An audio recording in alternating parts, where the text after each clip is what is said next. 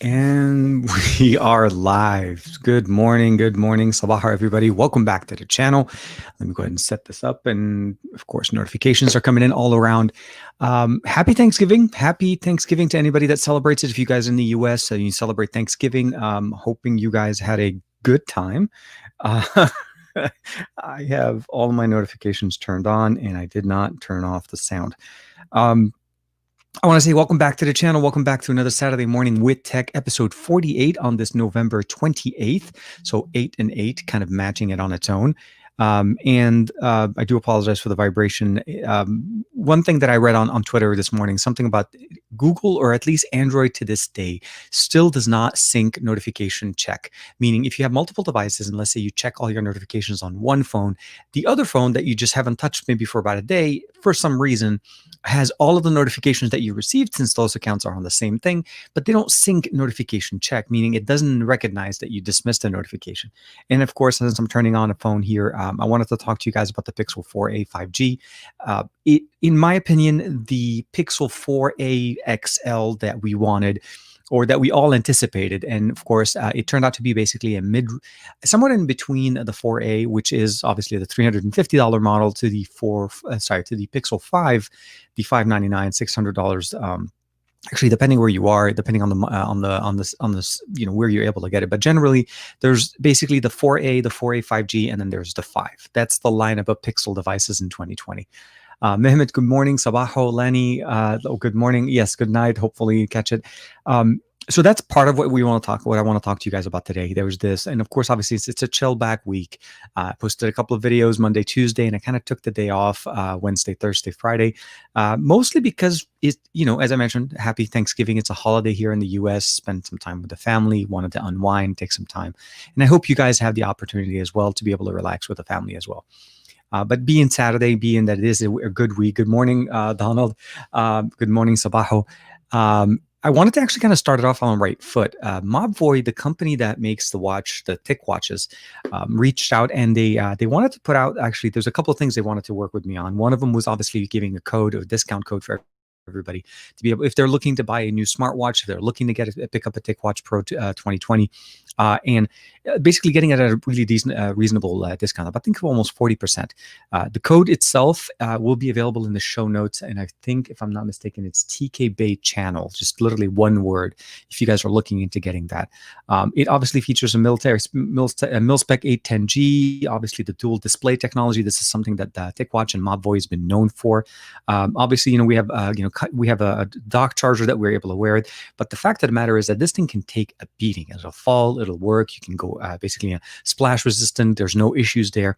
And of course, running Wear OS, of course, the assistant, accessing the Google Assistant, access to apps, and there's a lot more things. We'll talk about that. But the short end of it is they wanted to sponsor a giveaway, which means they're actually going to cover an international giveaway. So essentially is anywhere in the world, they're going to ship it to you.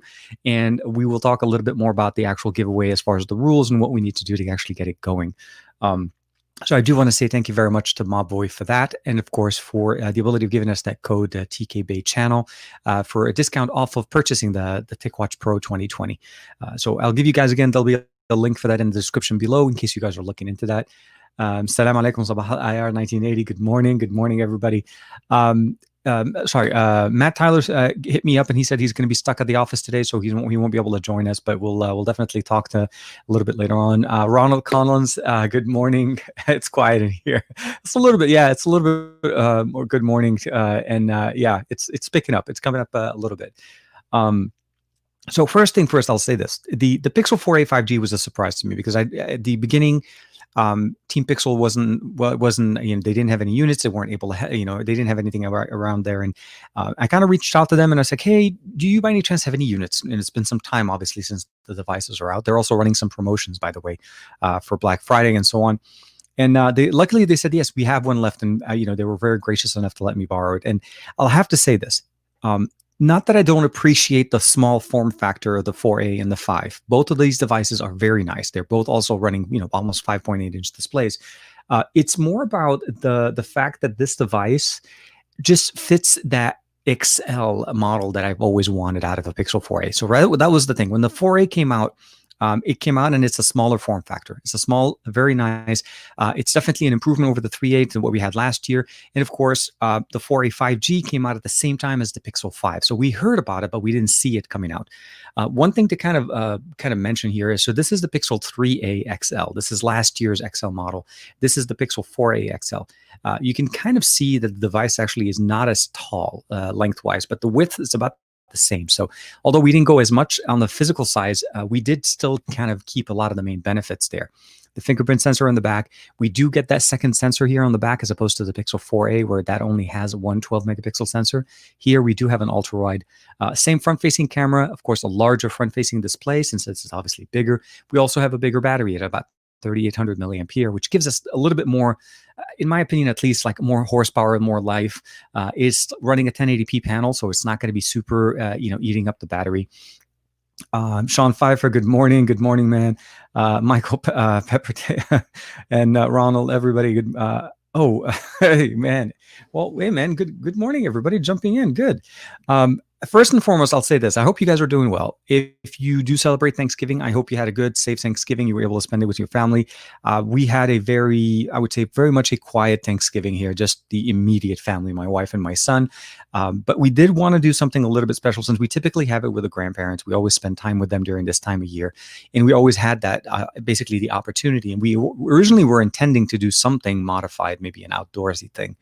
But we ended up not doing that because of the cases and at least the way the situation is going on in Los Angeles. So I do want to say, first and foremost, to the champ that is my wife, to the amazing person that she is. She was I don't know how does this happen, but anyways, we ended up cooking the same meal as if we had the grandparents coming over, and then basically sent over and dropped off Thanksgiving lunch or dinner to the grandparents as if we all ate it together. That was, in my experience, the best way to have a together Thanksgiving without physically being together. That's as close as we can get. So, the turkey, the gravy, we didn't have any mashed potatoes this year, but we did, just different things that you normally get on Thanksgiving. That experience, in a way, was still fulfilled. And I was very happy about that because I felt, in a way, that even though we couldn't be together at the same time and we haven't been able to sit down and have a meal together for a while, this kind of brought us close together again. And I feel like, that ability of sharing food, the memories, the love that somebody puts into their food. And again, that's why it's like my wife, again, the champ in this entire story. I helped as much as I could, but I'm not a cook. So I'll just say that right now. Joe Hickey's in the comment, man. Oh, man. IR 1980 says this year's Pixel phones have hit it out of the park. There's there's a Pixel choice device for everyone looking at the different price points. Absolutely. With the 350, I still think the Pixel 4a is truly a hidden gem that I think a lot of people may not be talking about as much right now, but I think they really need to remember that it exists as a device. It doesn't have 5G, it supports 4G LTE, but for what it offers at 350, I feel like it offers it and it does a job very, very well. All three Pixel devices share the same camera optics. We're not looking at 64 or 128. We're still talking 12 megapixel sensors on the back. And the experience changes primarily because of the processor. We're not looking at the same processor all across the board, but the 4A 5G and the 5 both share the 765G. So they both support, for the most part, the same processor, a little bit less RAM, 6 gigs to 8 gigs to the Pixel 8, to the Pixel 5. And of course, we have also that 90 hertz refresh rate, the wireless charging. There's also a few additional camera modes in the Pixel 5 that the Pixel 4a 5G does not carry, which kind of talks a little bit about the price difference between that $499 to $599 to $699, depending where you are. So those are the things. But I agree with you. Yes, there is a Pixel for everybody. And Google's focus on providing an affordable Pixel has truly, I really feel like they hit it out of the park, as you said. This is definitely one of those things I appreciate. Michael Peppertech, he says, have you been having any cellular data issues? My Pixel 5 has been disconnecting randomly. Haven't had disconnects. Because in the area where I live, I've had basically 5G will the signal for 5G comes and goes depending on where I am.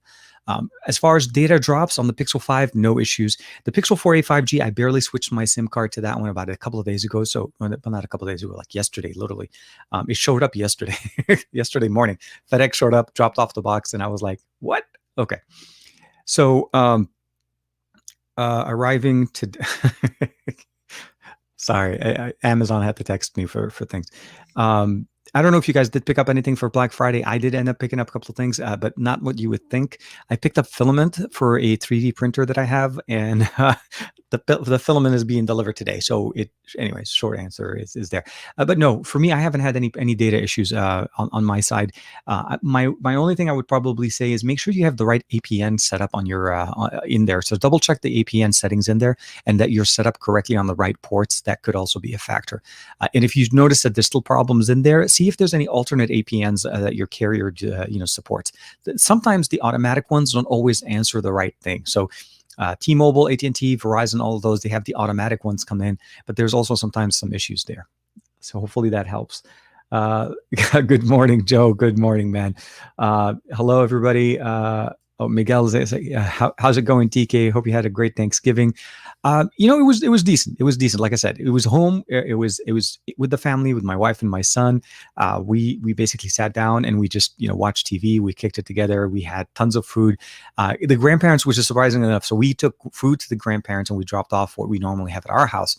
But since they typically also bring things with them to the house for Thanksgiving, they also brought in some things. So they gave us some stuff. So, my mother-in-law's, some Chinese stuff, sticky rice there. And we also had some tabbouleh for my mom, since, that's the Arabic side. So we have an Arabic, Chinese, and American kind of a mix of a Thanksgiving together. But yes, it was a very, very, very nice. I really appreciate that. IR is jumping. I think jumping back. He says, I think another content creator, Jay Williams, on his recent video mentioned having Wi-Fi issues with the Pixel 5. I would double check. There was actually there was a gentleman on Twitter that was having problems with his 4A, where the software update kept kind of going in a boot loop, almost not a boot loop, but like there was a loop issue where it was either not reading correctly or something's wrong with the system, and he had to reset it, and that kind of fixed the problems. Ronald's double checking, wondering who's Michael. Who's your carrier, if you don't mind? Yeah, jumping back in.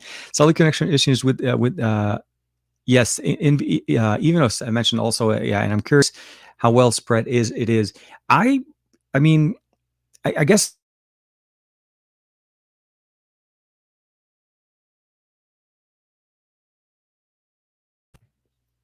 Okay, the first spin and barely 12 minutes in. Okay, StreamYard is shooting for some awards.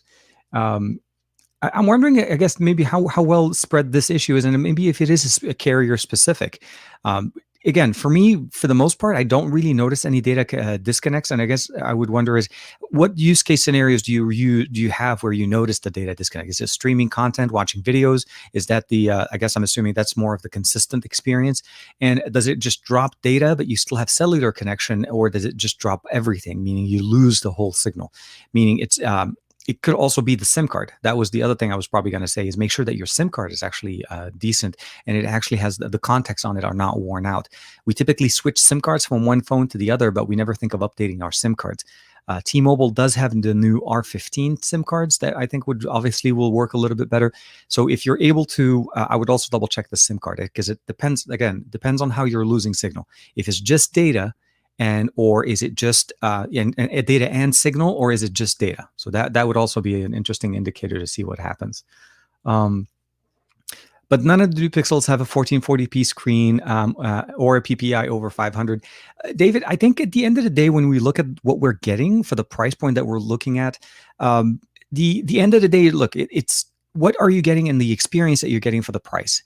Is it a good experience? Absolutely. Is it good hardware, solid hardware performance on all of these? Yes. Would it have been nice to have a 1440p display like they normally have with the higher end models and so on? Absolutely.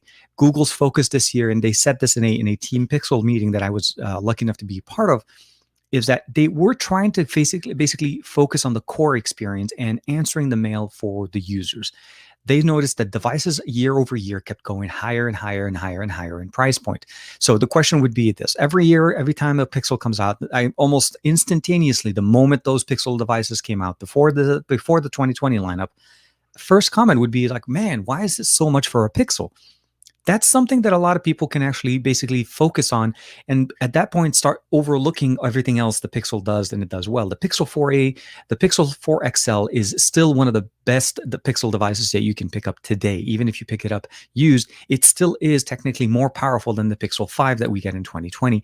Although we don't have the wide angle lens, but we still get the whole technology behind it in there.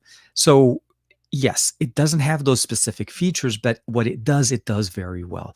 If 1440p is something that you're looking for, I would recommend you looking into the 2019 model there. I think that's where you'll get the better experience. For the Pixel 5, they targeted it for the price and the feature set that people cared about and what they heard as far as feedback. And I truly believe between the 4A and the 5, you'll find something that meets your needs. Either having a smaller form factor display, having a large battery, a large display, a headphone jack. The 4A and the 4A 5G both have those, fingerprint sensor that's on the back that's reliable, especially in this current situation where you don't have to worry about face unlocking. And of course, the ability of actually having a wide angle lens on the 4A 5G and the 5. So it depends on really what everybody's looking. But I guess I would say is, yes, we would wish that they were able to give us the same technologies that we always want, the higher refresh rate, the higher display. I would love a 120 hertz QHD resolution display on a Pixel. But at the end of the day, that's going to kill the battery, depending, again, with what you're getting. So very happy with what they have. And again, I cannot recommend them enough. This year, the Pixel lineup is out of the park. Definitely. Google did it really nice. Here, let's see real quick. I think I missed a couple. Where is it? Sean Pfeiffer, it's definitely, is Expose still in development, but I haven't been away the off grid for 3 years, and I've used moderate Expose module community. It's not dead. It's still in development. It's just not independent as it used to be. It's actually part of the Magix installer. So now, as opposed to trying to install the Expose repository separately by itself, run Expose module separately, everything is kind of like based inside of the Magix installer. So if you open the Magix app after you install and grant root, obviously you still need all of that background, the custom recovery, root, all of that good stuff. Tab on the left, the sandwich menu, and you'll be able to notice then there's modules. So Expose is actually, for the most part, built in there, and I think that'll give you the best experience there. It depends on the support now. I would probably say is last time I had a chance to check on the modules that were in basically within Magix, it's not the same level of detail that we used to have back in the old days, where we had like a lot more modules being developed for many developers, because for the most part, all of those were just doing them on their own, and they just added it to the repository, and you just check them, you download them, install them, see if they worked. If they don't work and if they don't bonk your system, you can uninstall them. So there was a little bit easier setup before, but now it's pretty much centralized. I pawned the Soundcore Q30s. Oh man, nice. And the Litra and the Kraken room. So I saw your comment.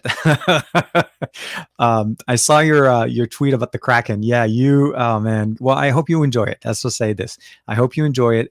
And it's one of those things. As long as you're able to find something that meets what you need out of Black Friday, I feel like.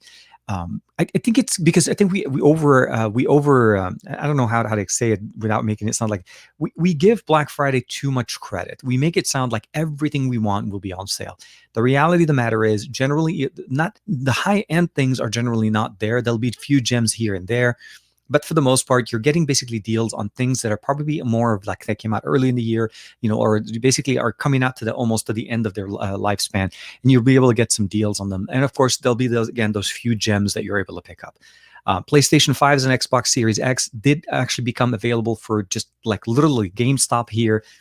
Every store got 2 units, and it was crazy, but 2 units per store, and people were able to pick it up. I was lucky enough to be able to pick up both my Xbox Series X and the PS5 online, so those are really nice. But congrats on the Kraken, man, and it sounds like you're probably going to have a great weekend, just kicking it. I'm not sure if you already have it, but if you do, then hope you have a good weekend there. I'm guessing it should be fixed with a software update, especially since it seemed to be across models and mainly new ones. I would probably say that it is software related, but again, I would definitely make sure. Most people carry their SIM cards from one phone to the next without changing the SIM card, and sometimes you'll go years, and those SIM cards can actually get basically eroded or get basically, I would say. Like the contacts are not exactly as clean. So double check and just see how the actual data connection is dropping. If is it truly just both or just one. But yeah, hopefully they can fix that in the software update. I hope so as well. Donald's good. TK, good health and happiness to you and family always as a fan. As always, yes, no, definitely. I hope you guys are doing well. I hope you guys are having a great weekend, a nice end of the week. If you're not celebrating Thanksgiving and you were not off for the last couple of days, I hope you're able to basically kind of relax and get into that mood and just enjoy the weekend. And I think those are the things that I feel like are truly just the way we want to kind of go through with it. Just do the best that we can, have a good week, and then at the end of the week, just relax. Chimoy is saying, sir, is the OnePlus 5 will the OnePlus 5 still get any major updates? And unfortunately, not from I would say not from OnePlus. So OnePlus is pretty much, I think, if the 5 is already kind of out of the 3-year cycle that they're going to, the 2-year cycle that they're covering. So for the most part, I would probably say if you still have a OnePlus 5 and you're looking to get updates as far as new features and so on, you probably want to start looking at like Lineage OS or some kind of custom ROM for it off of XDA.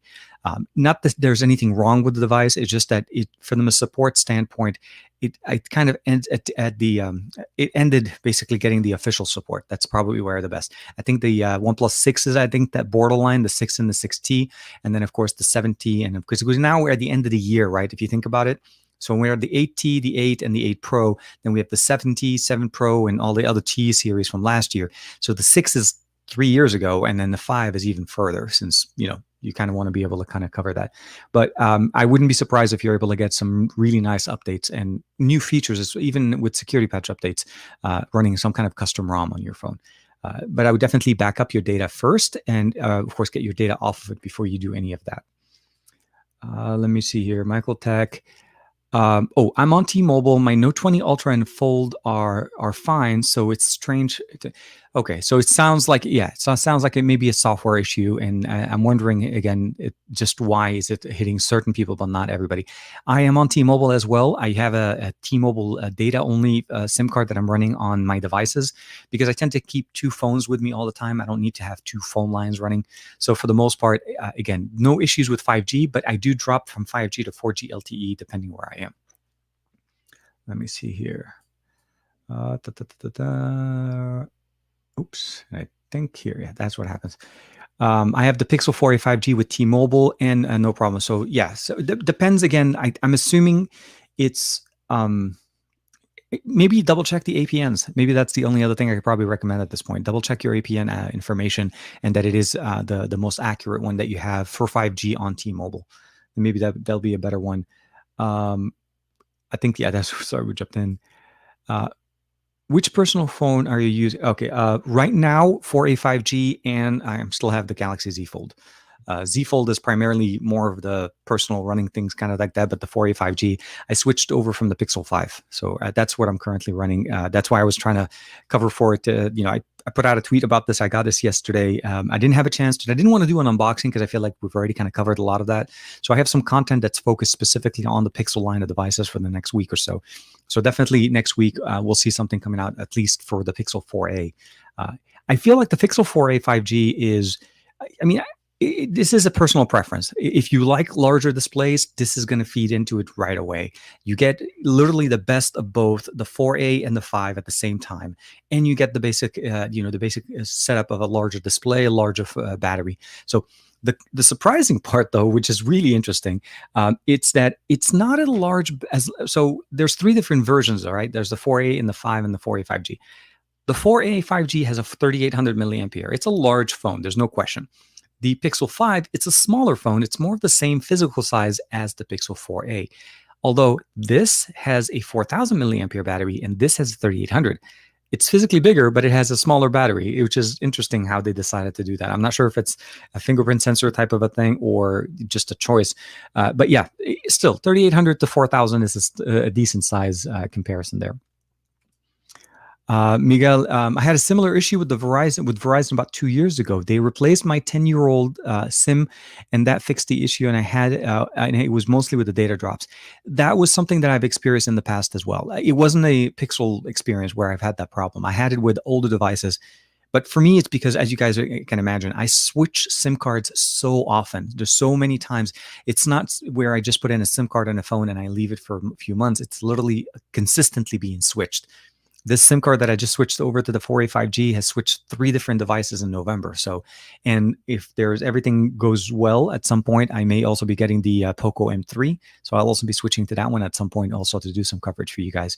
So there's a few things. That one actually was officially announced, although somehow my review unit is kind of lost somewhere. It's supposedly shipped 2 weeks ago or like last week, and it's still not here, but then a whole bunch of other people did. So I'm not sure what happened, but hopefully as soon as I get the new Poco M3, I'll be sharing that with you guys as well. But yes, no, the SIM card concern is always something that people overlook, and it's a simple solution, but I think it's one of those things that work well. Ronald is saying, I have my S20 Ultra 5G at 60 hertz right now. I think the S20 Ultra, I think, is one of the silent winners. I think if there's a best, if I had to kind of pick of all the Samsung phones in 2020, I truly, although the Note 20 came out at the end of the year, I would still go with the S20 Ultra. I honestly think the S20 Ultra is truly epitomizing what Samsung offered as the best. It still has the 108 megapixel sensor. It had that focus or that issue, but that tap to focus fixes the issue. You have a 5,000 milliampere battery. You have 45-watt charging. You have a large display, 120 hertz. You can actually force it to be 1080p, 120 hertz, as opposed to that adaptive option that we have on the Note 20. So there's a lot of things going on there. Of course, SD card, water resistance, and all of that without the pen support. So for me, I felt like that was the better choice at the end of the day. But I'm glad that you're able to run it. But are you trying to? Oh, no. Okay. So now I have my Sprint S20 Ultra 5G on T-Mobile with the T-Mobile SIM. Simple changeover from Sprint SIM. I'm glad that was a simple one. I was going to ask, was there anything in the device that needed to be done other than just putting in the T-Mobile SIM? Because I have a SIM OnePlus 7T 5G, OnePlus 7T 5G, yes, or 7T or no 7T Pro, I want to say. It was a OnePlus 7 that was a 5G compatible. It was one of the only ones available in the US on Sprint. And I'd love to be able to see if that works on T-Mobile, but I'll have to call them and see if that is an easy thing to switch over. But yeah, no, thank you. I need a suggestion from you about the best custom ROM for OnePlus 5. Honestly, I haven't been using OnePlus custom ROMs on my OnePlus devices for some time, so I truly would recommend you just checking in the OnePlus forum or even the XDA forum for the OnePlus 5. But for me personally, if I had to kind of recommend a ROM that is a really good alternative ROM to full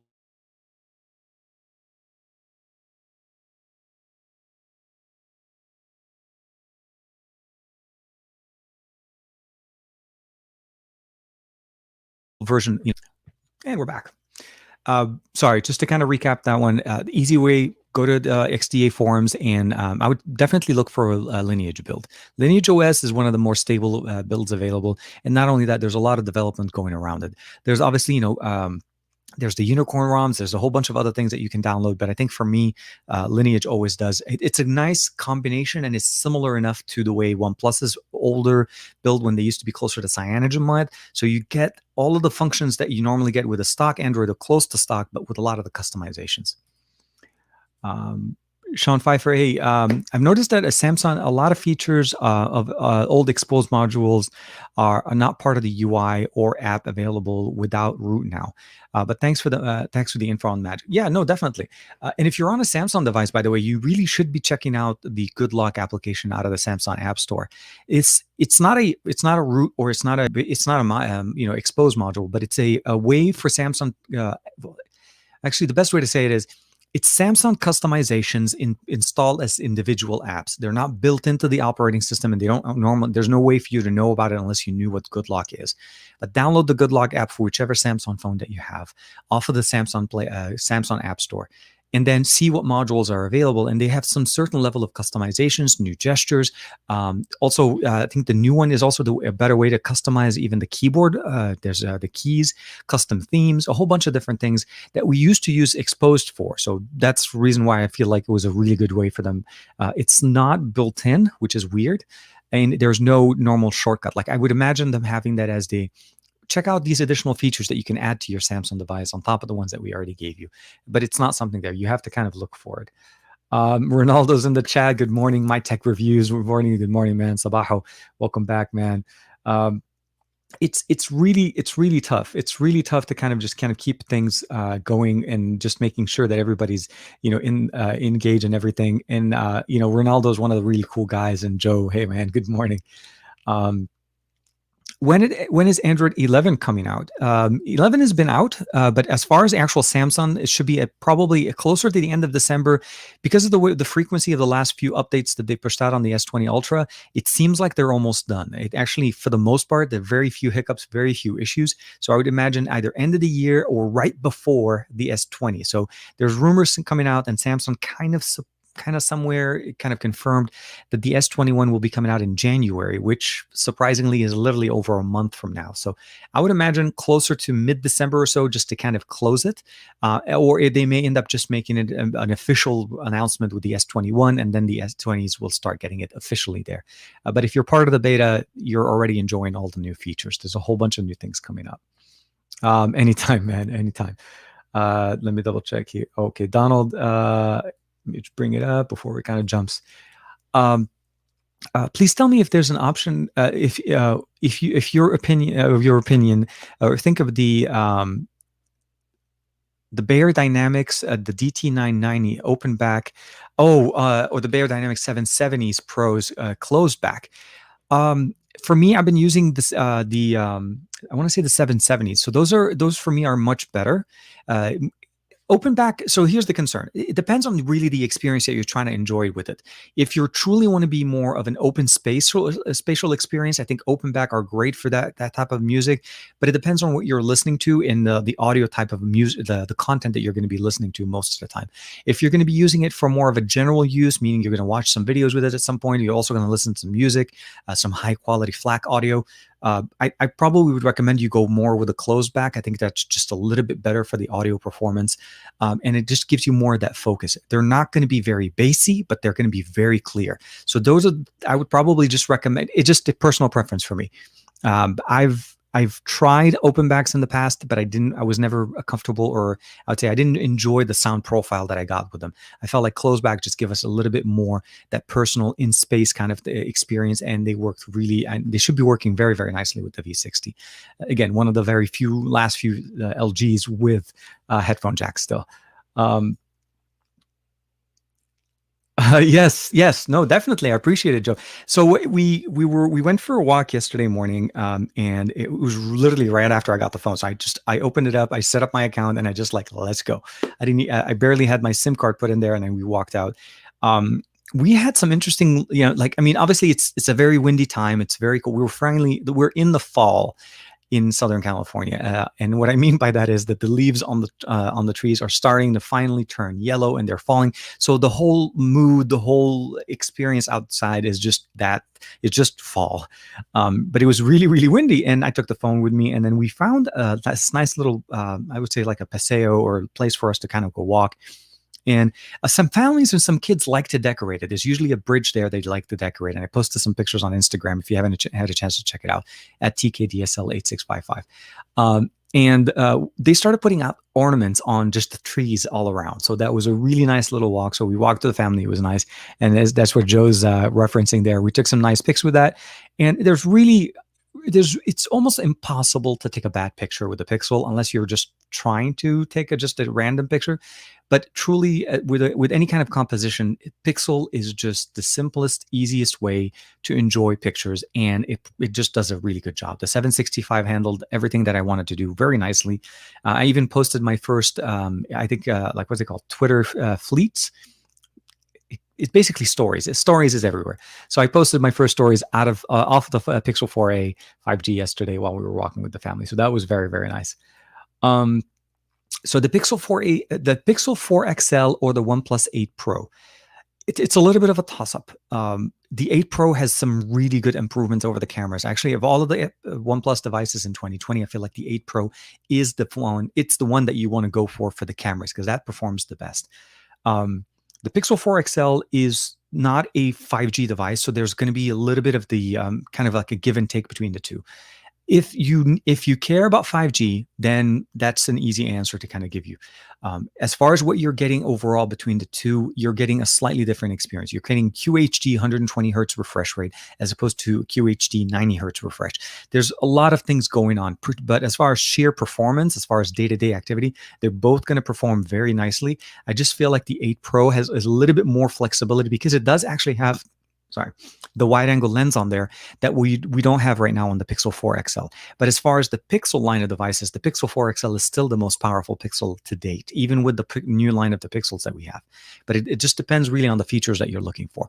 If 5G is out of the question, you don't really care too much, and you don't really need a QHD 120 hertz refresh rate, then I feel like then it's a little bit more of a toss-up. The experience on the cameras are going to be pretty comparable.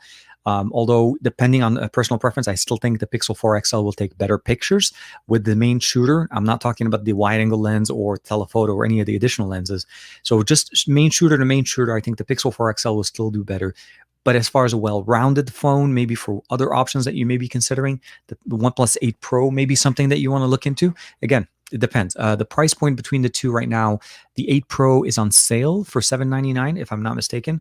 And so it's definitely comparable. And the Pro XL, I'm pretty sure you can get it for much, much less. So that could also be another factor you want to look into. Is there a Pixel 4a and a 4a 5G? Yes. James, good morning. And let me just double check right here. So there is 3 different Pixels. You know what? Let's just do this. Let's just switch over to the top level because I think we could do it better this way. So here, and then this is the watch we're going to talk about in a second. Let me just move this here for you guys. So here we are. There's 3 different Pixels. There's the Pixel 4a. This is the smallest of the smallest one of all of them. Let me go ahead. Yeah, of course, Android 11 update here. There's the Pixel 4a, has 1 sensor. There's the Pixel 4a 5G, has the dual sensors, the standard and the ultra wide. All 3 have fingerprint sensors on the back. Only this one has wireless charging and reverse wireless charging.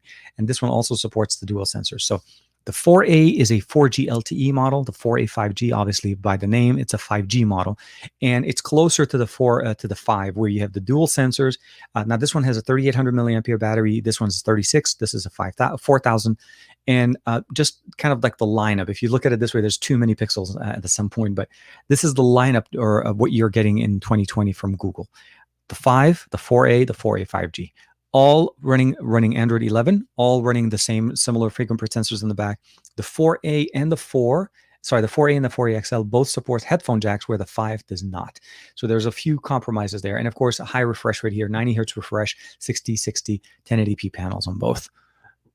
I hope that kind of answered the question that you're looking for, James. But yeah, I think the Pixel 4a is a $350 model, available on Amazon, of course, as well as Google. And the main benefit there is that you're getting a really good and expensive price point. It's not running the 5G chipset, so you're still going to get a decent experience from the mid-range chipset from Qualcomm. But I think the overall experience is it's really tailored to fit that $350 price point. Where the 4a 5G at $499 jumps in a little bit more there. Bigger display, bigger battery. Of course, we have secondary sensor there. We're running a better chipset with the 7 series. So you're getting a lot more. And I feel like that's the sweet spot between the 3 lineup. And they really priced them very, very well in 2020. Hey, Chemi is in the chat. I finally made it almost in time. Yeah, man. No, dude.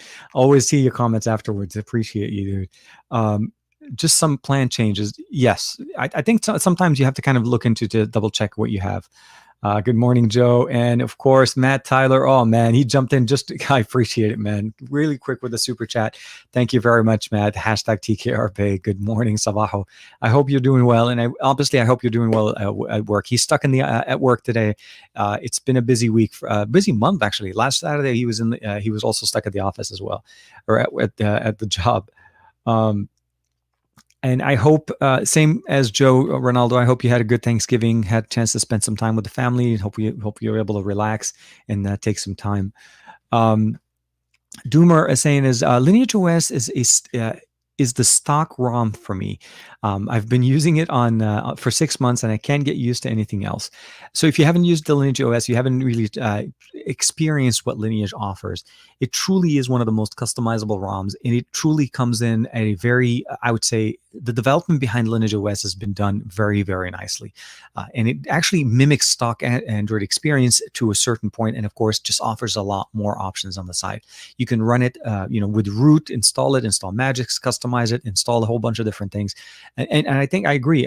Once you start using Lineage on a device, you'll definitely fall in love with it. It's one of the better builds of Android that you're able to pick up on any smartphone. Especially, I mean, if you want to go with like OnePlus devices and other devices that are very friendly to development, I think that's going to work very, very nice. Sean's back in with already using the theme pack and keys. Love them. See, exactly. And I think what Samsung did, which is weird, as we were talking about the thing the Samsung Good Lock app. Sorry, yes, and one of the things that you kind of appreciate once you start using them is like you see that Samsung kind of saw what people were, unlocking their devices in bootloader, and to be able to, what are they doing to install? What is the main reason what people were basically rooting Samsung devices in the past? And I think one of them was customizations. Themes was definitely a big one for me. At least root was mostly done there. Backup and restore, custom ROMs, and of course other things. But if you're using Exposed gave you the ability of getting the feeling or the flavor of what a custom ROM can do for you, something like Lineage OS, but you ran it on a stock ROM. So it's the operating system that your phone came with. But once you get the device unlocked and you root the device and you install Exposed, you were able to add new features or even modify features to be able to get them, I would say basically, let's just say if they were region locked, maybe something like that, or if you were looking for new features that you wanted to add to your phone that didn't come with it, those were always nice. And Exposed was always a very nice way of actually doing it. It had its own obstacles and hurdles, as every Android update kind of hindered the development for it. I do remember that at some point we never officially got Exposed for a certain build of Android for almost a year. By the time we were getting close to the new version of Android, the follow-on, before we were able to get it. So the development has been always tough. But yes, if you're a fan of Exposed, you're not going to be disappointed there. Yes, sir. Lots of turkey. How was yours? Yeah.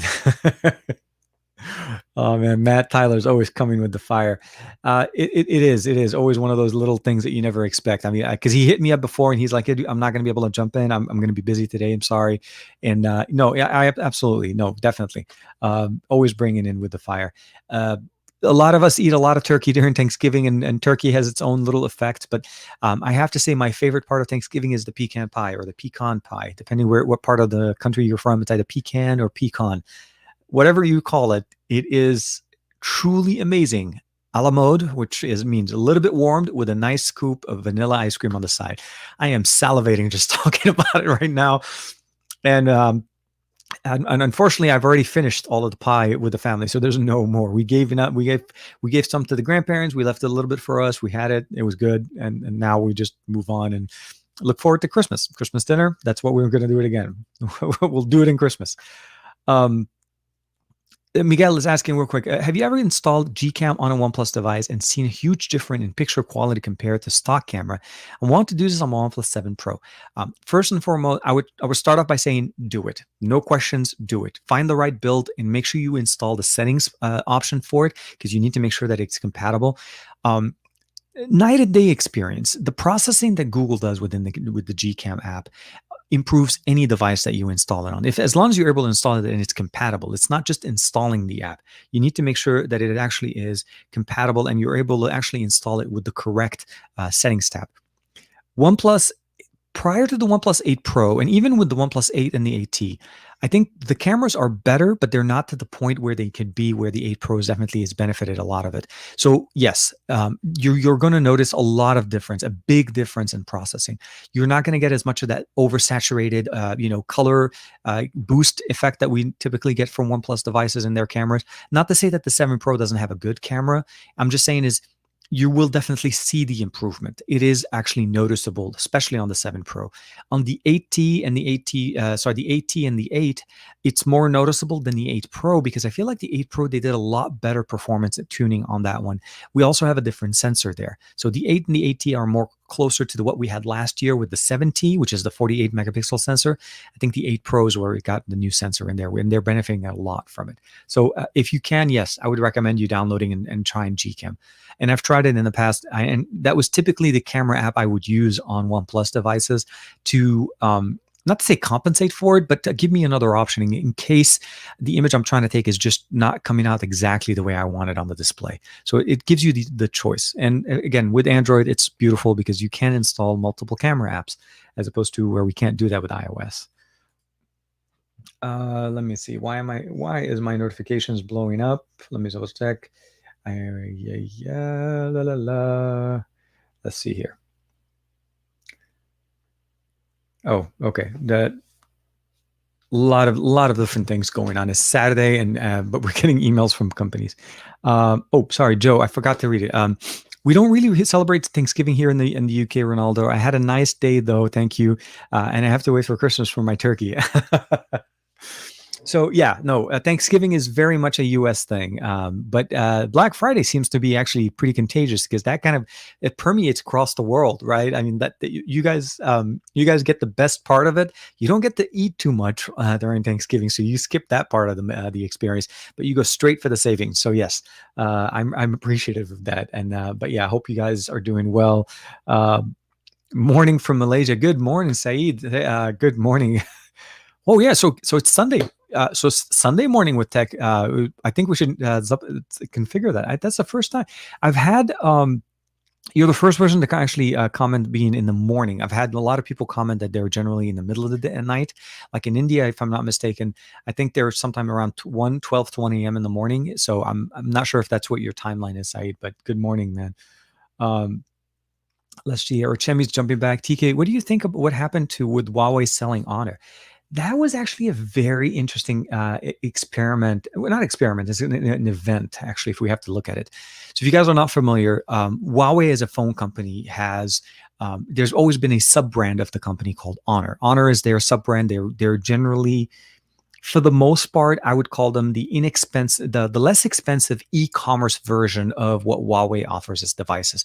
So typically you'll find Huawei stores across Europe. You'll find Huawei places in there. And then you'll see in most of these stores, there's like a table or so of devices called Honor devices. Recently, Huawei decided to sell off the Honor brand, the sub-brand of Huawei, to another company to operate outside of just being part of Honor, out of Huawei. Now, what that does essentially, it allows Honor to operate autonomously. It stops becoming part of Huawei. I'm not sure yet, and we'll talk about a little bit more about the experiences of what Honor offers. Now, Honor is not involved in any of the 5G tech that Huawei offers. Honor is very much just a phone brand. They have a few other things that they offer, but they're not, again, as big. The historical dependency of Honor on Huawei has been great. So typically they use the same processors. They, for the most part, used very similar devices. So their brand is very close. Again, more of an less expensive one. Now, them being sold off, I'm not sure how that's going to change the dynamic. We don't really get a lot of the intricate details of what the separation means. Are they going to stop using high silicon chips, meaning the Kirin processor will not be powering the new Honor phones? Will they be basically starting to generate or switch over to Qualcomm-based chipsets? And that will also probably also discuss the fact of, can they, the way they're doing, be able to get GMS on their devices if they're not part of Huawei? So that's also another conversation that could fix the problem or could help Honor thrive a little bit more than what in the current situation that's going on. A lot of that detail hasn't been really shared. Honor as a company right now is still, for the most part, in that transition. So we will see how the news comes out. I'm excited to see if Honor is able to kind of get that boost back, because they've dealt with the same constraints that Huawei's been dealing with for some time, because they relied on what Huawei offers. So Honor devices don't have GMS. Installing the GMS on them is very much the exact same process as installing them on Huawei devices. So we'll have to see how that goes. I was interested very much in the development that they were able to separate, but I was looking for more details as to how are you going to be able to do that next step. Are they going to be using with the Harmony OS that Huawei is built in? Are they going to be moving on to that, or are they going to stick with Android? We'll have to see how that kind of goes from there. Scott, hey man, good morning, man. Man, always. Oh, Ray, Richard. Hey, man. Good morning. Big love, TK. What do you think about the sale of Honor? Yeah, no, we were just talking about that. Chemi just jumped in with that comment on that one.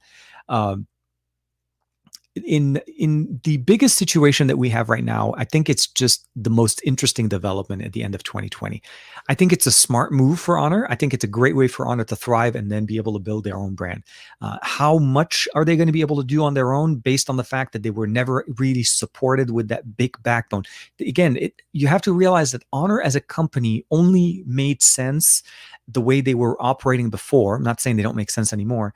The way they operated before was because of what Huawei developed. So Huawei would always develop the new technology, always develops the new chipsets, the new camera modules, the new camera sensors, all of the things, and the branding and so on. And then what Honor would do is basically use a certain combination and tailored experience of those devices and sell them for obviously a less expensive price. And of course, since they were more e-commerce, they were a little bit more easier to basically fit in and work with other companies. So they were big in Europe. They were big, obviously, in China, as you can imagine. Although in China, they actually have Honor stores, which was a very nice thing. Last year in 2019, I had the opportunity to go to Beijing. And I made a specific point to go look for an Honor store to just go check out the Honor 9X because they released it there before it came out in Europe. So yeah, nice to see you again, Richard. Definitely. CoinX, bro, upload in 4K 60 HDR, please. The videos look very compressed. I have a 4K TV and I can't watch 4K videos on my phone. No problem. It's not 2009.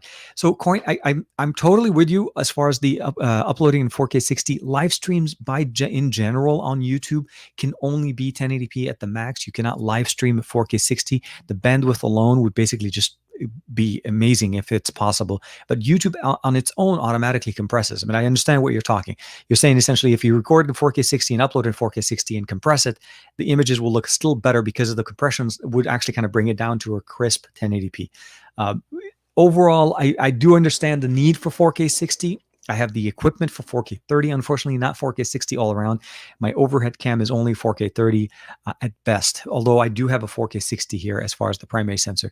I'll have to look into trying to do more 4K uploads. It's more of a timeline. I do record in 4K natively, so I do edit a 4K video, even though the source file's in 4K, I export in 1080, mostly because of the compatibility with the different platforms that I post on. So I appreciate your recommendation there, and we'll definitely look into that one.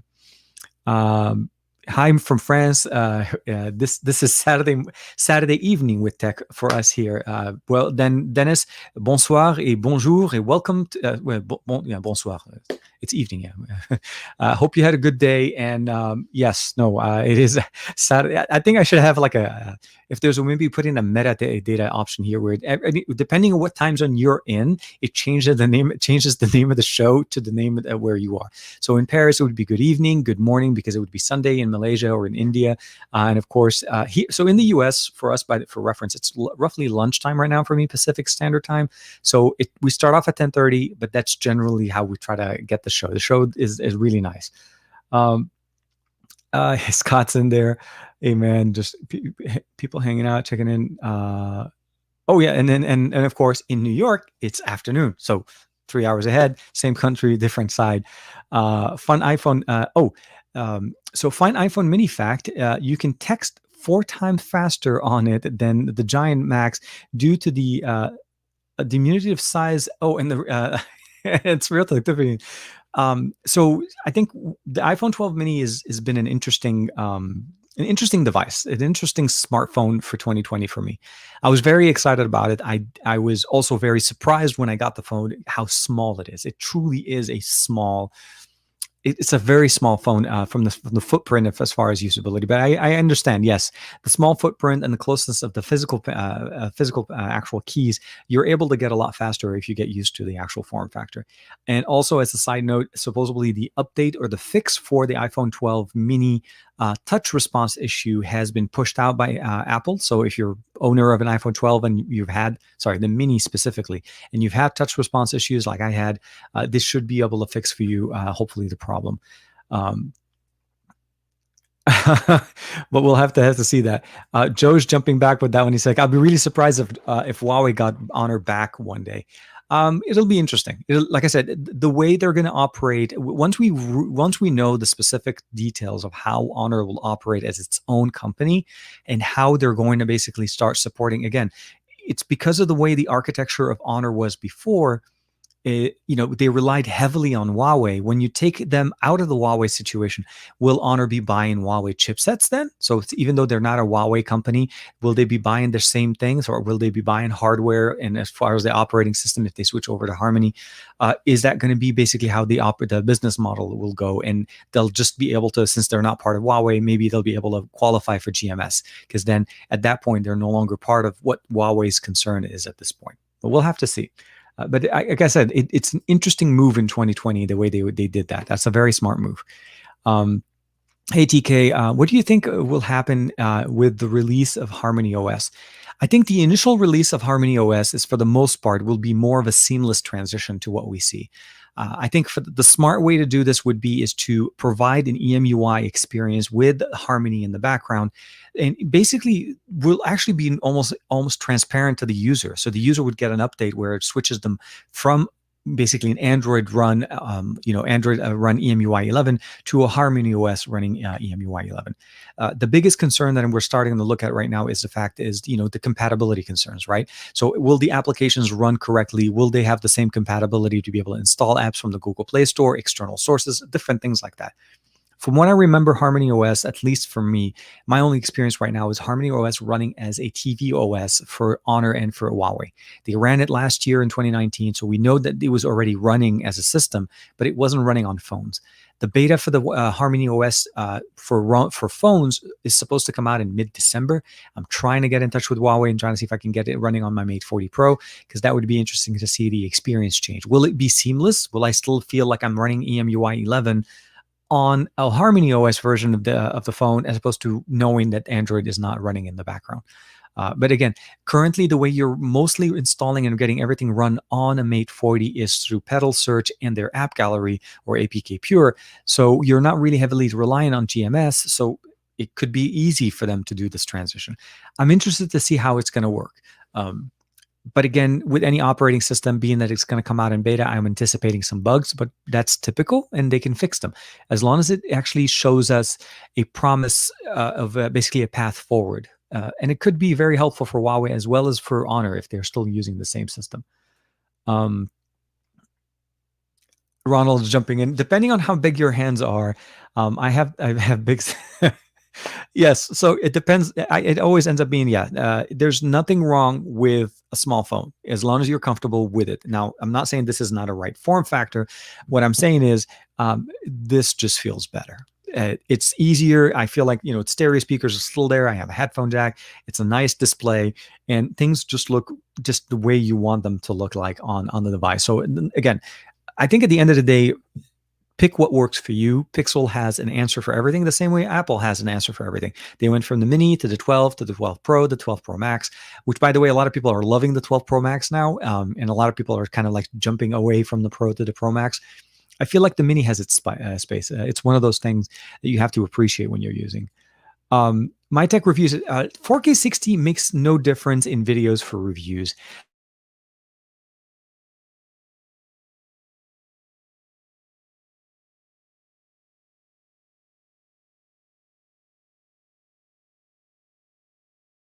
Should I get that? Sorry, yeah, we had that circle of death in about an hour now. It's not bad. But yeah, so I'm with you. So I'm a little bit also with Ronaldo on the 4K 60. There is a benefit to any type of content that you're watching. If you're watching scenic things, you're definitely going to enjoy the content. If you're watching videos like our videos, tech reviews, overhead, we're talking about product, you're so close to the product itself. I agree. YouTube does that job, a really interesting job of basically just, the compression is just going to be the compression. There's not much we could do.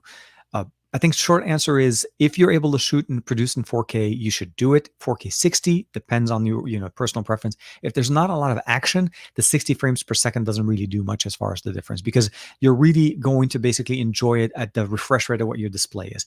Most of our displays are 60 frames per second, right? So if you're watching video at that rate and you're watching a lot of motion, a lot of things are moving very fast, then that's the benefit.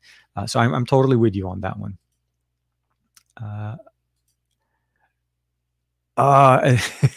From Algeria. So DZ's jumping in from Algeria with the cyberpunk little icon there, right there. Appreciate it, man. اهلا اهلا من الجزائر. تشرفنا والله. الله يخليك. Playing back the Xperia 1 Mark II native 4K 60 frames HDR from the ProCam app on my Mac results in Stutter City. I can't wait for Monday for the M1 MacBook Pro to arrive and see that.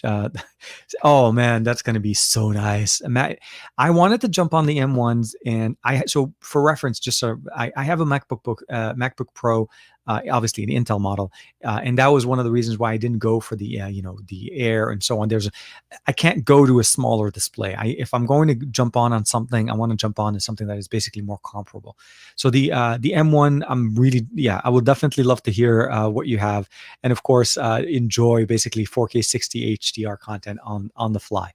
Final Cut Pro is just crazy fast, and I've seen some minor improvements, or at least from the benchmarks that I've seen, minor improvements in Premiere Pro running on the M1 compared to a decked out MacBook 16. So for me, a MacBook Pro 15.6 is what I have, and it's one of the higher end. So I would imagine a very little benefit if I'm not using Final Cut. But if I was on Final Cut, the M1 chip would have been my jump on, definitely, for sure. The baby's here. Hey, how you doing? So we got a new follower, man. Good morning, or good afternoon, Robin. Hey, hello, good evening from Holland. Hey, man. What's your favorite Android skin of 2020? Right now, it's a toss-up between basically ColorOS 11 has done a massive jump for me, which is really, really nice. And I want to be specific. The question that we're getting here is an Android skin. He's not referring to stock Android, which is what you typically get from Pixel. So we're mostly talking about like One UI, Oxygen OS, ColorOS, a Harmony OS. Well, not Harmony, we haven't had that one yet, but you know what I mean. And of course, Xiaomi or Flime. I would probably end up saying basically the OnePlus ColorOS and Oxygen OS. I know they're similar in certain ways. The new direction that Oxygen OS is going with, I find very one-handed friendly. I'm not very much against it, although it borrows a lot of the aesthetics from One UI. I'm feeling like I like One UI, but I prefer ColorOS and Oxygen OS as an implementation, especially on Android 11. If you're talking about more Android 10, I still think Oxygen OS 10 is one of the most customizable and very clean and very fast implementation of Android. But those are the ones I generally like. MIUI 12 is getting up there with the customizations that we get. But if I had to kind of group two, since ColorOS and Oxygen OS are similar in certain ways, I'd probably say MIUI 12 also. Those are probably my favorite, the favorites of all. So MIUI 12, Oxygen OS, and ColorOS. Hopefully that gets you. Hopefully that's the question you were. That answers the question. Sorry. Ronald's jumping in. I do have a 4K 60 video on my YouTube page. The Osprey about it to lift off. Oh yes. We all pray that it's actually about it to lift off. I'm hoping. There are some indicators that YouTube plans to promote more higher quality videos as far as 4K 60. Again, it depends on the quality of what you're getting out of it. If the image that you're producing can be easily enjoyed and consumed, and I realized there's a certain number of users that like to have a 4K display. Now, I think it's a very limited number of devices, like the Xperia line, the Xperia 1, the Xperia 1 Mark II are the only two 4K displays that are true 4K on the market. For the most part, everybody else is using either a 1440p or a 1080p panel. And we're seeing a lot more 1080p panels because of the higher refresh rates in 2020. So that also kind of flips it over. For mobile consumers, which is 98%, if I had to kind of like roughly say 98% of my content is consumed on mobile devices, and very small numbers are on iPads and on TVs. It's a hard sell to to change the entire workflow specifically for a small number. Not to say that it doesn't benefit, but it's also the cost effectiveness behind it. So I've been using the same overhead camera for some time. Again, maximum resolution for me is a 4K 30. For me to be able to jump over to 4K 60, I need to make sure everything is 4K 60. And that's a $900, $800 to $900 expense that I would need to do. And of course, also figure out what I'm going to do with this existing camera. So that's why you tend to not get a straight yes, definitely we'll go ahead and do that type of an answer. Because although I do upgrade the primary camera because I'm like 90% talking head on this camera I haven't really upgraded for a long time. I've actually gone through almost 3 cameras from a Canon, from the 70D to the GH5, to the GH5 to the Sony, I was going to say an Xperia, the 7S Mark III. Yes. But I still haven't changed this one, which is something I probably should do at some point. But I'm hoping to find a good, decent Handycam, a new Sony Handycam that I haven't seen yet. Welcome in, Robin. Hey, man. The 4A crew represents always, man, always. The Pixel 4A is absolutely an amazing phone, definitely. Can't wait for 8K displays to come on smartphones so I can watch 8K YouTube videos straight from the phone. I can't wait to get those high refresh rates and high resolution displays obviously on our smartphones.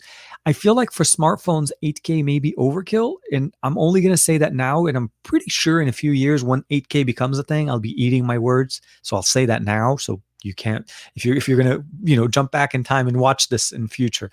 I think 8K is definitely appreciated. I can say this, 4K on a display on the Xperia 1 Mark II is gorgeous. It is stunning. It is absolutely the best. It doesn't stay in 4K all the time though, but that's something to keep in mind. So what I would probably say is, although I would appreciate 8K, I would want to see basically, maybe we end up doing a more of an incremental step, going from 4K to 6K, then to 8K. But we'll have to see. We'll have to see what they're able to do with the panels, because there's a kind of a medium that they need to find. Right now, there's a lot of people requesting high refresh rates. And of course, we want higher refresh rates on 4K panels.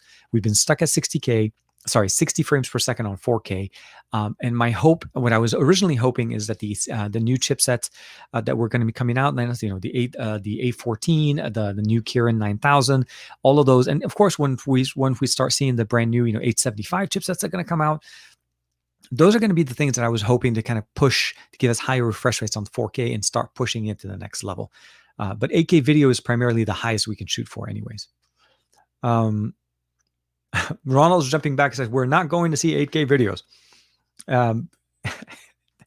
Ronald, I would probably say is never say never. And that's going to be something in tech that we always say.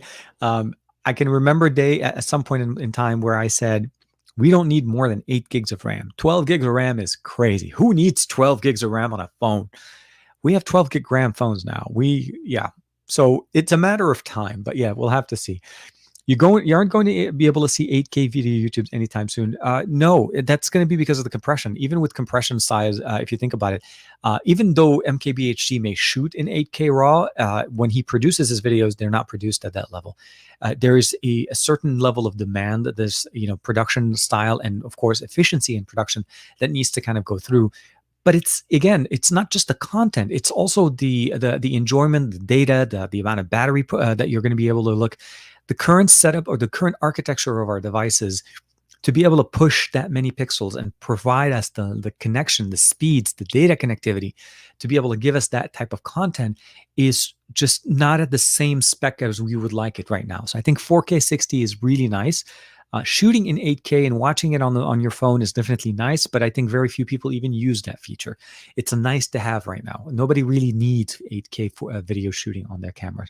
I think what we need is beautiful 4K on the front and the back, 60 frames per second, and give us better pro mode options in the cameras. Do you know if there's any problems with the iPhone 11 Pro yellow screen? I haven't heard that problem on the 11 Pro. I have the 11 Pro Max and I don't have that issue.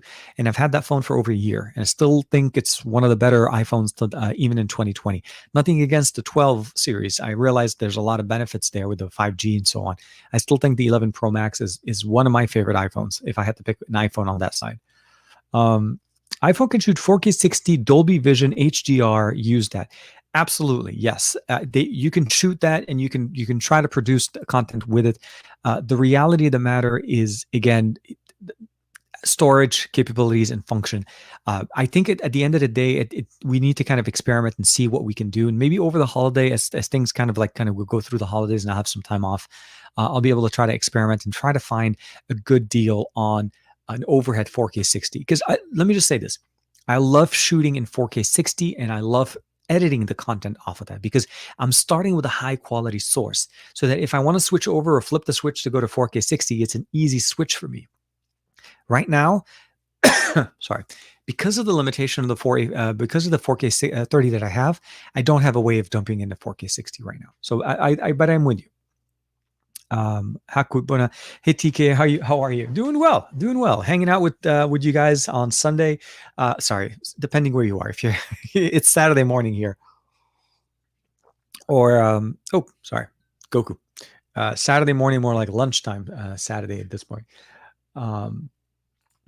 The MediaPad M5. Oh man, yes. So MediaPad is one of the men. So if you're not familiar with MediaPad, it's a great Huawei tablet that is. They have different models. There's the Lite, there's the 5 Lite, and I think different ones. I like the form factor. They work well. They sound great. The great displays. We use it with my son. That's his tablet. He uses it all the time. And yeah, no, I would say just enjoy the content, and we'll have to figure out a better way, hopefully, to get it going. Donald jumping in is an OLED 1080p at least on the V60 is just as good as the LG V40's OLED 2K. The quality is just, you have to really appreciate what LG did with the V60.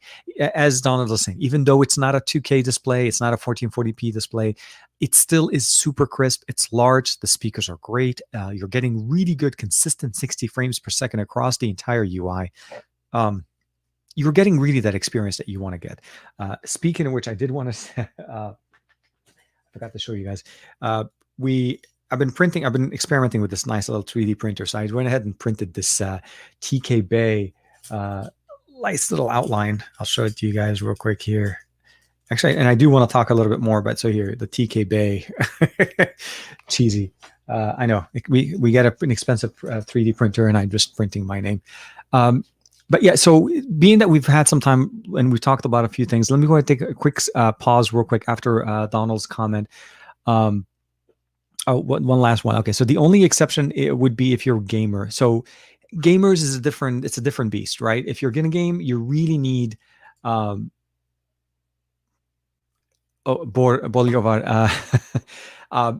on the M3, I'm still waiting on my unit. It's stuck somewhere in the mail. I don't know where, but I'm hoping I'll get it very soon. So hopefully I'll get it early next week and be able to share some content on that one. Gamers are very different because gamers do tend to prefer not as high of a resolution, lower resolution performance over speed. They prefer speed over quality. And the reason behind that is this, depending on the games or the kind of games that you're playing.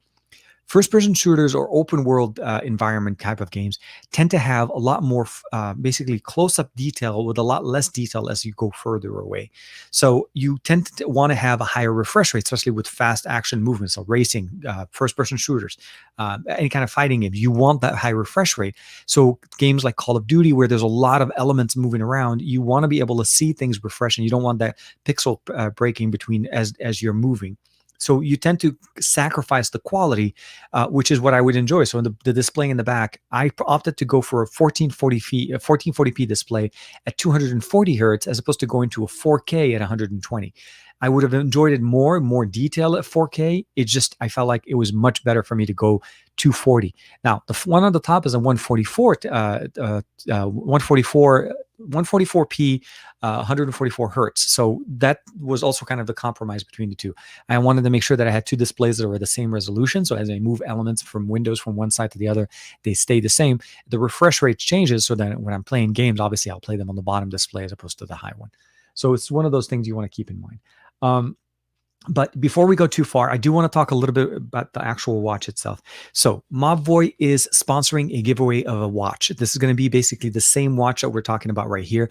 This is the TicWatch Pro 2020. This was released in early 2020. It is still one of the best options that you can get on the market. Let me switch over real quick here. And the watch itself has an IP65, IP68 rating. It has a pin connector at the bottom to be able to charge it. It still features that dual display technology, which gives us the ability of enjoying two displays. There's the color display, which is your normal watch, and then there is the basically kind of like an always-on display type of an experience.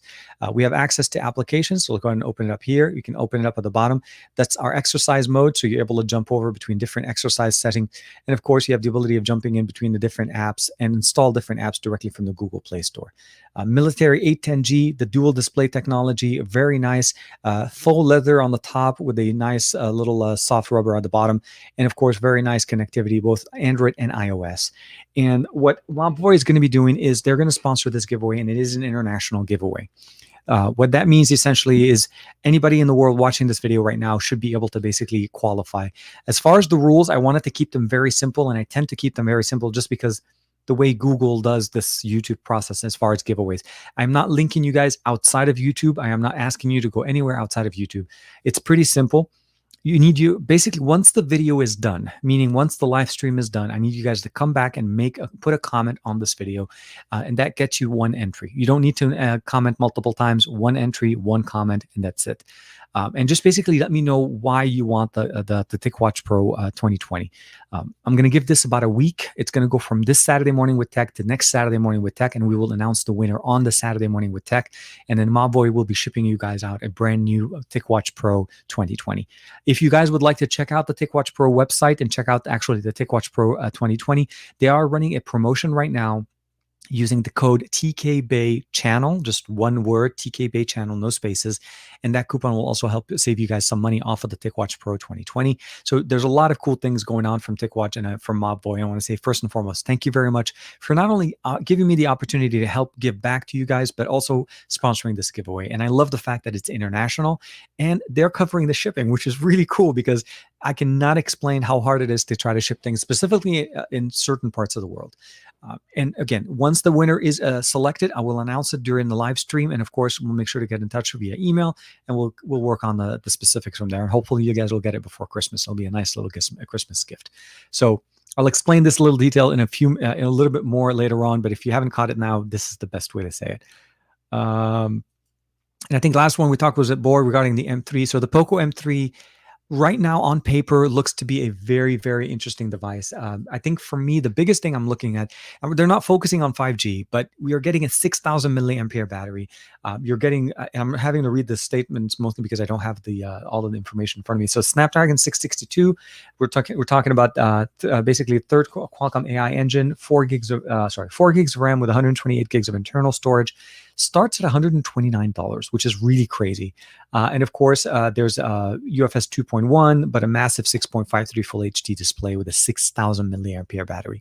That thing should last for days, not one day, days. So I'm looking forward to it, and I'm also looking forward to seeing how the cameras perform there, because I'm really interested to see that at that price point, if the experience is truly still what I normally expect from Poco, or as far as the actual best bang for the buck type of thing.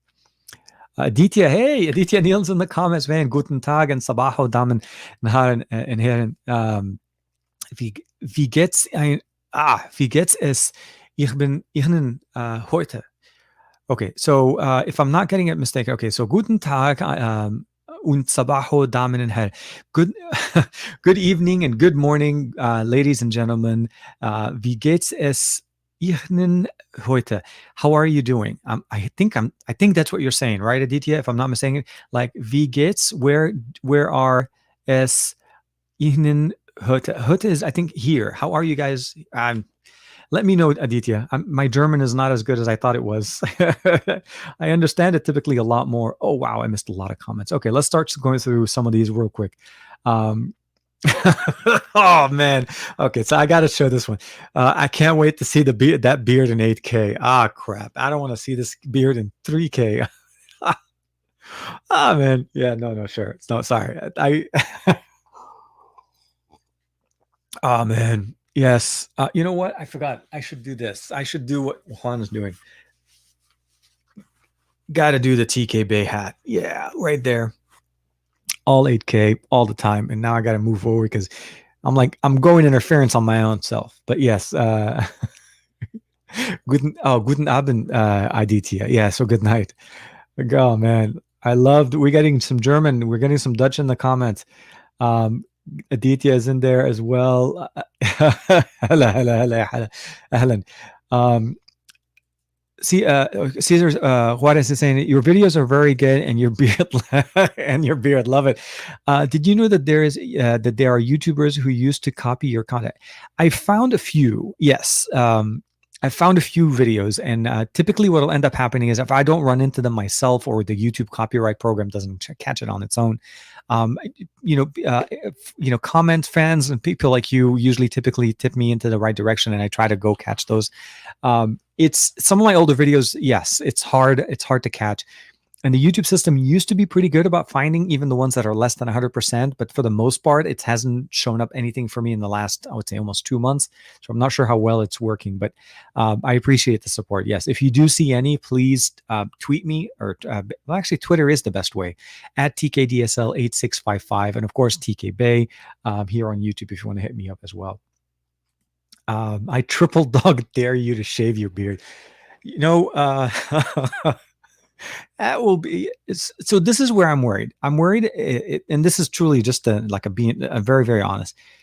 I'm worried if I shave the beard, I may not grow it back again. That's a little bit of a concern on my side, and I say that because I got used to it. It's no longer. I don't feel the beard. I don't feel like it's there. This is part of how I look. If I pass by and I see myself without the beard, I'm going to think somebody else is there. I look at my older videos, I look at some of my older content that I've created in the past, and I see the videos and pictures where I didn't have the beard. It's different for me. I feel like this is kind of like the new norm. But I've also kind of, if you think about it, Coins X, I've morphed the channel to be around the look.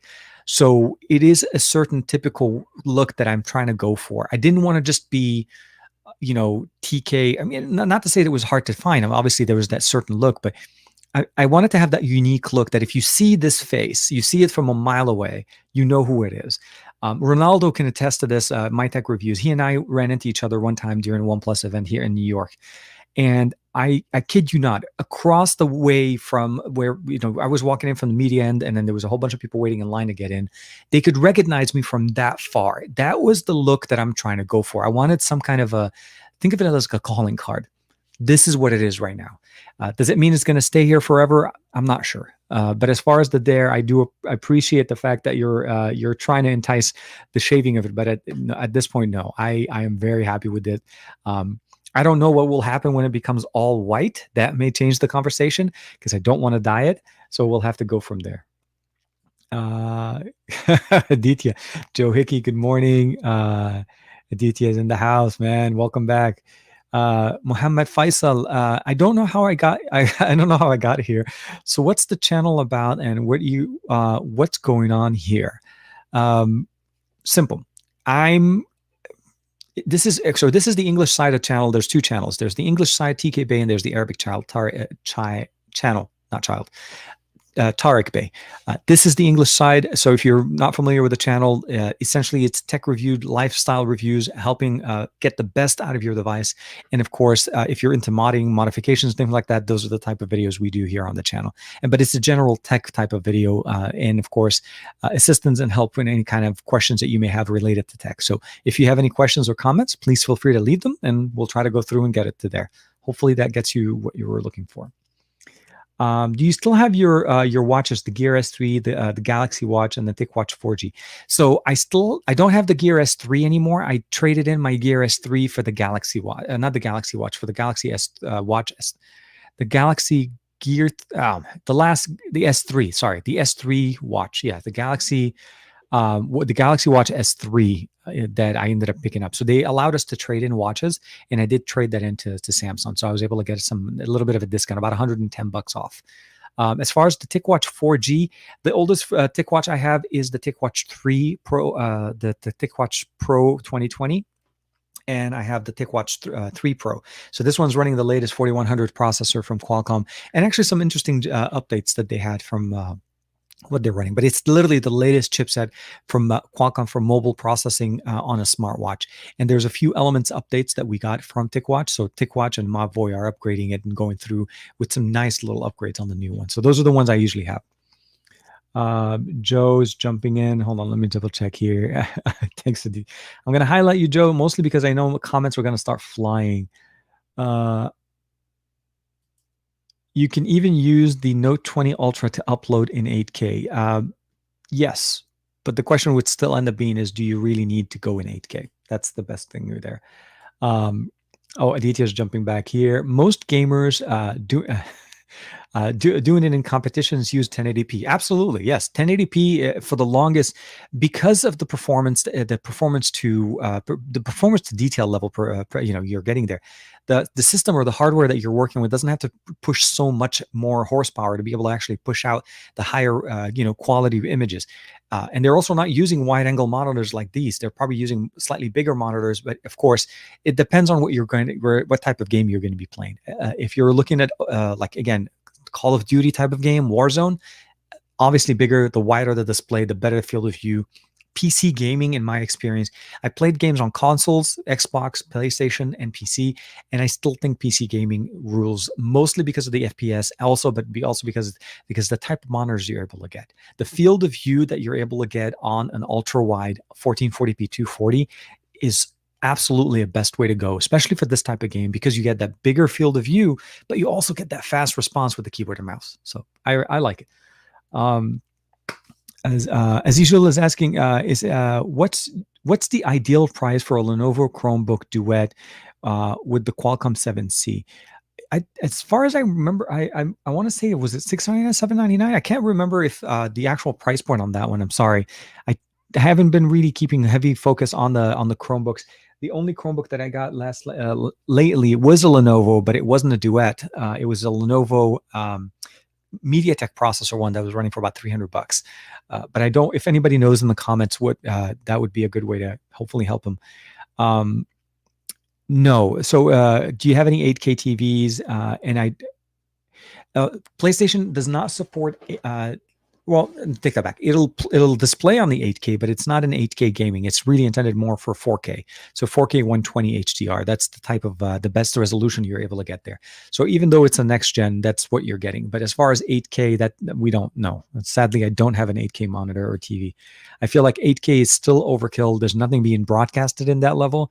4K is finally becoming mainstream, where we're starting to see more 4K content being produced and available on over-the-air broadcast or even just basically online content. So I think those are the best options. Okay, I'm not sure what that one was. I couldn't figure out. Sorry, Kelsey.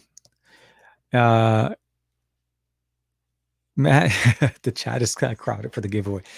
No, absolutely. The giveaway is Davin Davis is jumping in. Hey, man. The sabaho. It's the giveaway is really nice.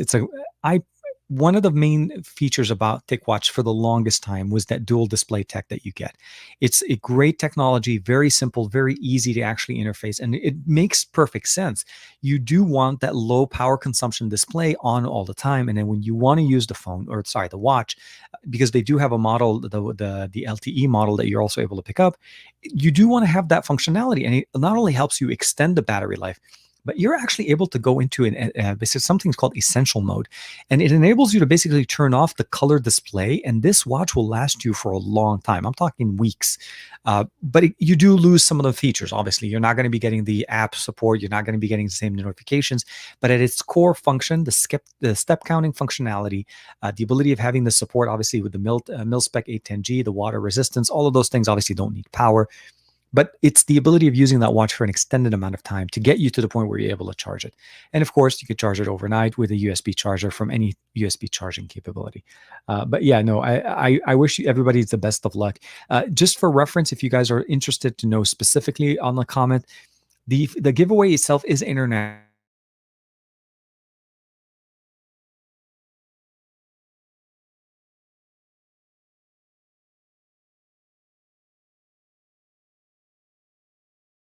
So, okay, we're back.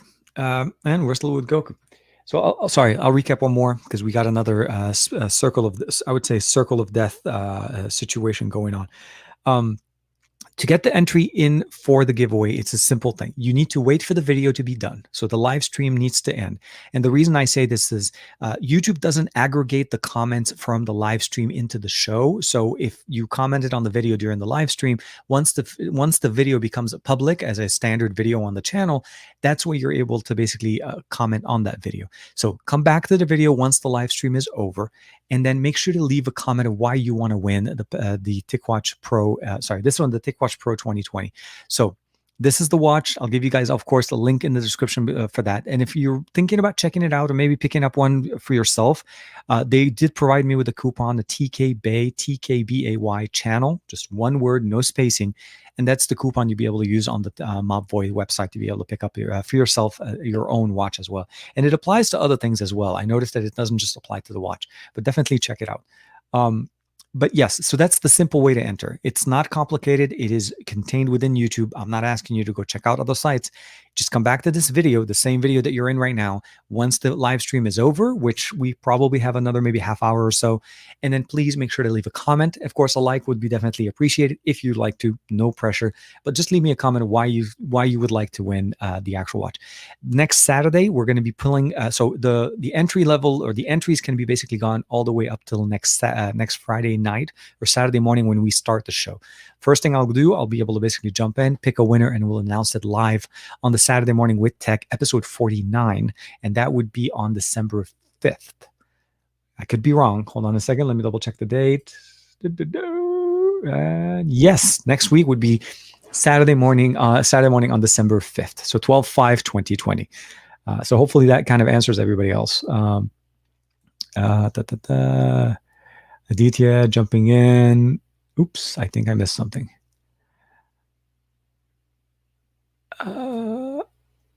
Okay, so jumping in with Davin.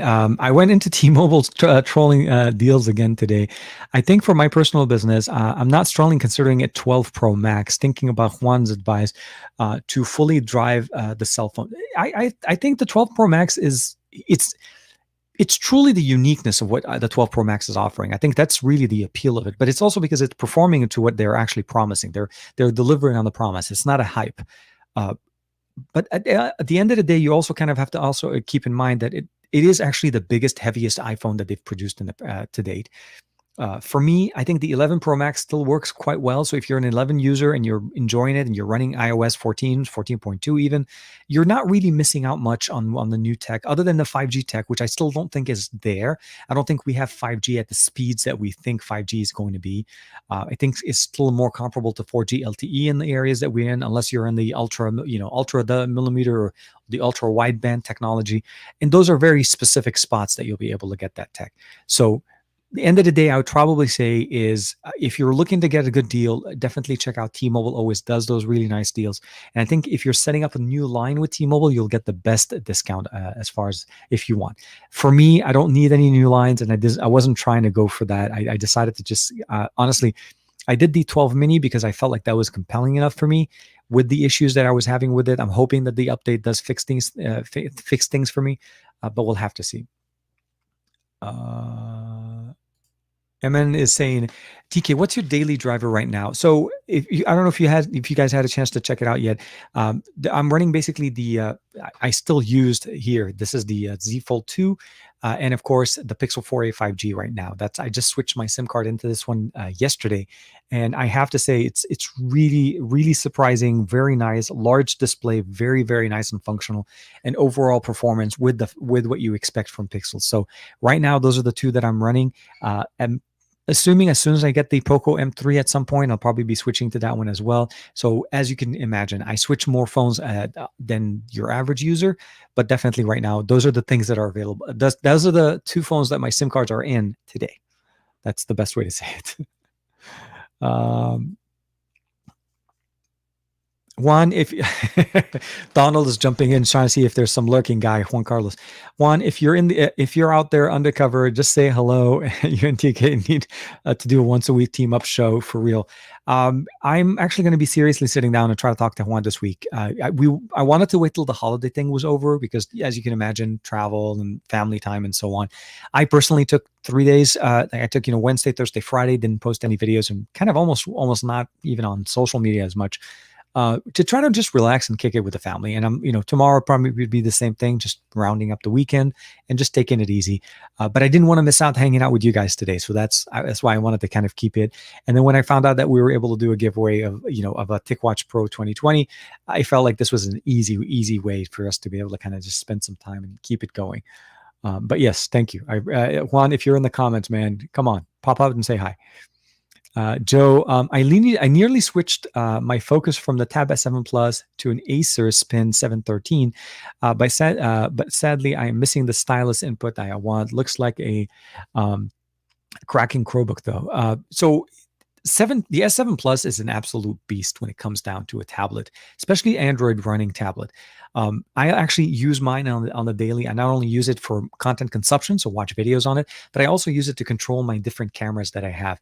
So an example would be here with the Sony camera that I have. I like to use the wireless connectivity to it to be able to make sure everything is running nice. So I'm with you. Yeah, no, definitely. We want to be able to have more options to see, and I really wished that we would have better integration between Chrome OS and Android on the Android side, not on the Chrome OS side, because we already have Chrome OS integrating Android apps with the Google Play Store, but we don't have the reverse yet. It's almost like if Chrome OS became the desktop experience for Android, that is the perfect harmony between two systems or two ecosystems that Google currently supports and obviously are not going to be letting go. And I just initiated somebody's somebody's Google Assistant. I'm sorry. I do appreciate that. Let's jump in real quick here. Halit G is asking, what do you think of the Mate series from Huawei? The Mate series have always been for me at least, all the way back to the Mate 10, the Mate 20, and even with the Mate 30 and then Mate 40 now. I think the Mate series offer us a glimpse into what Huawei wants to do in the following year. Typically, what we'll see is obviously the new chipset from them, which they're still doing. I like that's one of the reasons why I like the Mate over the P series. The P series for photography always pushed the limit, but I feel like the Mate series is what it kind of gives us the best rounded experience. The waterfall display, the experience, the stereo speakers, the overall just sheer horsepower that you get with the performance that you get there. They take out all the stops, especially on the Pro series. If you go with the Mate 40 Pro, and I had a chance to put out some videos on that, even the gaming on this is really nice. So I'm a big fan of the actual series itself. I think Mate series have always been nice ever since the Mate 20 Pro, which arguably was my favorite Mate of all of the Mate series even to date, because of the way it actually gave us the technology that we saw there, the quad camera setup, the reverse wireless charging, the wireless charging, the curved display on the side, a large 4,000 milliampere battery that charged with the 40-watt charger. There was a whole bunch of things that Huawei did, like firsts with the Mate 20 Pro, and it's been more of an incremental upgrade every year. So that would be maybe the best way to describe it. It's the best of what Huawei has to offer for the year to come. That's where the Mate stands for. So here, this is an interesting one. So as Jill is asking, is it worth buying the BlackBerry Key 2 now? It depends on your need. If you need a physical keyboard and you don't necessarily you're not trying to go for a super large display, I think the Key 2 fits it perfectly. I think the experience that you're getting there is going to work nice.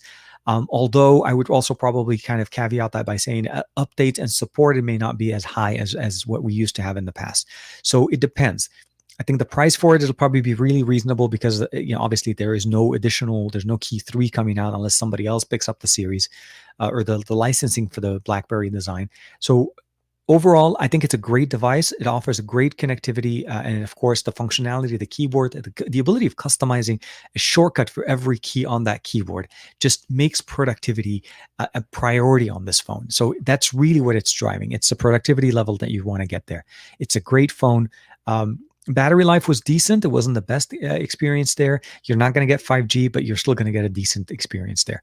Cameras were okay. They're not going to be the best. The display, as you can imagine. So I would say is if you're able to find one for a good deal and you are benefiting from the keyboard and the productivity style, so you want to run your business or so on from it, definitely it's a good choice. Hey Greg, every once in a while we'll get that little freezing experience here. Let me jump on. I think Greg, sorry, I don't wear smartwatches. You know what? If you do win, I would probably say it'll make a great Christmas gift for whomever you feel like would be enjoying it. If you win that definitely going to be work there. Um, let's double check here. Oh, here, Davin's jumping back. I got too many smartwatches. What I need to do is add one good automatic watch for a dress up. I like to look at smartwatches the way we normally look at. So watches are accessories. If we take out the smart factor out of it, the reason why most people will have more than one watch is because they feel like a watch fits a certain outfit. So like you're trying to basically match the experience across what you're wearing and what the watch does. And there's always going to be obviously the minimalistic watch. There's the more functional one, the more rugged watch. You want to go out. You want to be able to bang this against the wall and have it not break. Again, the 810G mil spec rating here that you get are very nice. And that's why I feel like having more than one smartwatch is not a problem. I think at the end of the day, you can just literally switch it to whatever one you want to use. But I also feel like it's a great accessory for anybody that just doesn't want to really have to keep checking their phones. At Wear OS, although may not be the best experience on Android as far as when it comes to basically mobile smartwatch experience, the customizations that we get from companies like TicWatch or Mobvoi, because they do use a separate application. So there's the Tic app that you need to download, the TicWatch app that you can download, and you're able to sync up your information to Google, to obviously Google Fit, other things that you can use with it. And the fact that it is water resistant, it has the 810G rating, it also has the dual display for a longer battery life. There's a lot of things going on for it that very few other smartwatches can even come close to. The resistance maybe, but the dual display, Mobvoi is pretty much it. There's no other other watch on the market that supports a dual display technology like Mobvoi does. So I'm definitely, I would say, is if you don't get it, or if you do get it, I think it's a great gift, if anything else, if you want to be able to give it to somebody else. And I'm pretty sure they'll appreciate it, definitely. The 12 Pro Max, you'll be waiting for it. Not that many out there in stores. Yeah, no, absolutely. If you didn't pre-order it, this is holiday season. This is pretty much you get what you pre-ordered. If you weren't able to get in on the pre-order, you're going to be waiting. It's kind of like with the PlayStation 5. If you weren't able to get in initially, you're either going to have to ride off a resale or kind of hopefully get lucky at a store that has it. Typically, what I would probably say is this. Try the phone, play with it, see if it's something you want to try. If you have access to an Apple store in your area, definitely check it out before you make that investment. I think the hardest thing is for us to basically put that much money on a phone that may end up being something that is just not functional for us. I'm not saying it's not a capable phone.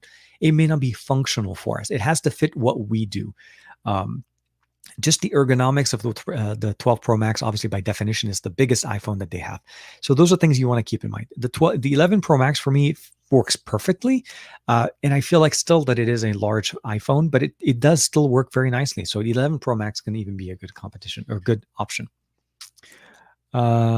Donald says, "Forget the watch. I'll be more happy with the coupon from your autograph with your autograph on it." I appreciate it, man. Yeah, no, it's one of those. I got to figure out a better way to do maybe some merch giveaway as well. I'm going to try to see if I can get some more merch in there. It's a little bit hard. I was imagining having a little bit easier time. I may end up doing this. I may end up seeing if I'm able to do the merch giveaway by just having it shipped straight from Teespring from the YouTube side merch. And as far as the hat, I may just be able to get it shipped directly from my guy. So I'll see what we can do. Maybe we'll do that next week. But definitely, if you haven't had a chance, make sure to come back.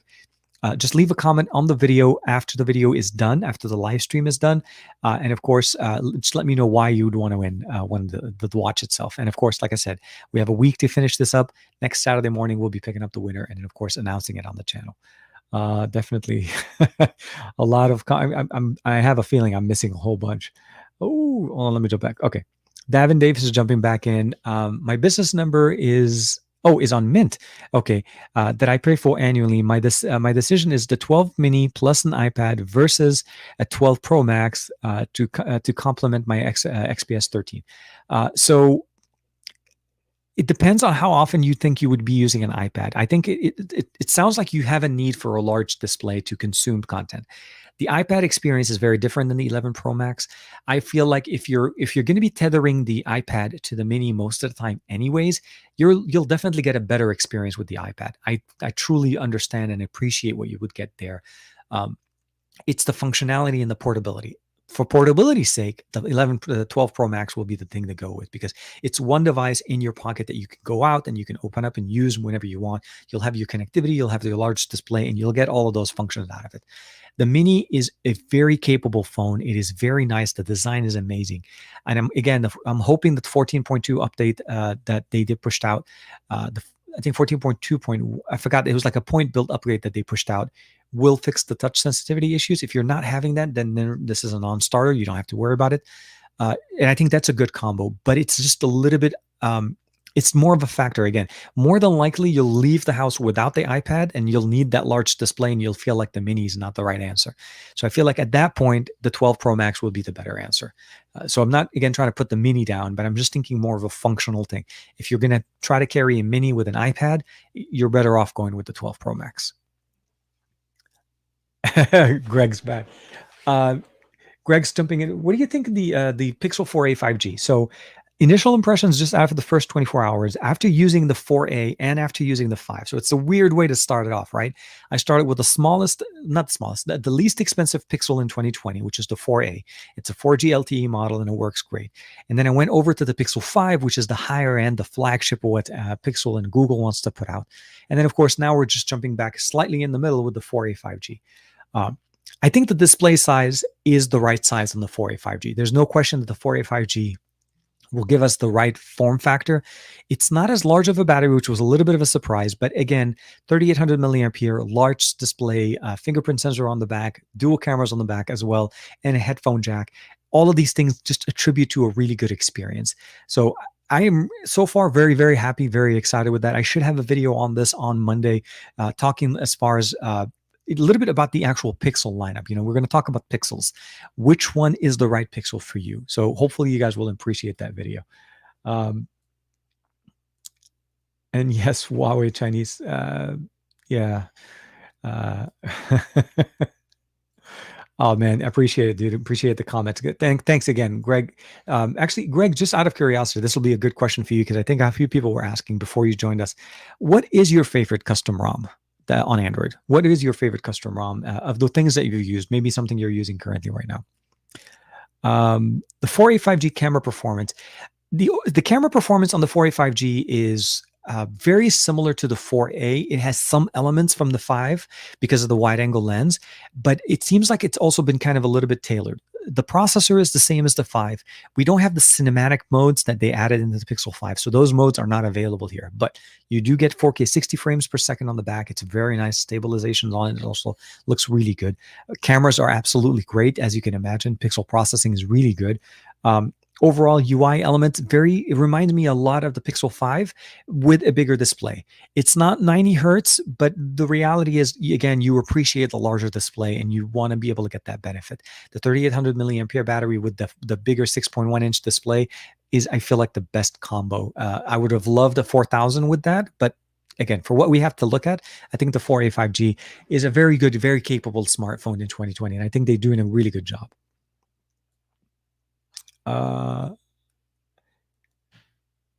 Ronald Collins, I don't have one at all. Smartwatches are one of those things you got to appreciate. Once you start using them, it becomes a very hard thing not to have.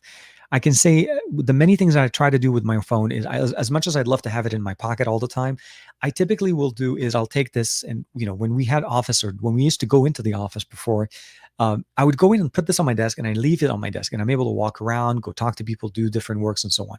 And because of the tethering functionality that you have over Bluetooth and Wi-Fi, I get my notifications sent over to my watch. I got the ability of seeing who's calling me if somebody is ringing in my phone without having to carry the phone with me all the time. So you get that little bit of a freedom. Also saves you time from having to keep checking your phone for notifications because you can check your watch, and saves from having to unlock the phone every single time. So it has some benefits, but it truly is more of a personal lifestyle type of an experience. Once you use it and you get used to it, it's hard to break that experience. And I think that's with any tech. Most tech companies want to do that.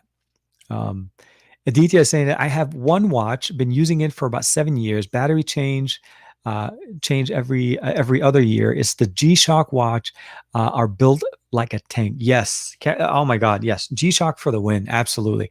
Those things will last I feel like they'll last forever. And the fact that you said replaceable battery, that was like, oh, like what? battery replacements? No. Yeah, no, definitely Aditya. I love G-Shocks are always really, really one of the better ones. Davin jumping back in. Don't get me started on Android Wear. The LG Watch was so nice. No buttons, voice control, best looking Wear OG Moto. Where is the Wear OG Moto 360 and the Huawei Watch?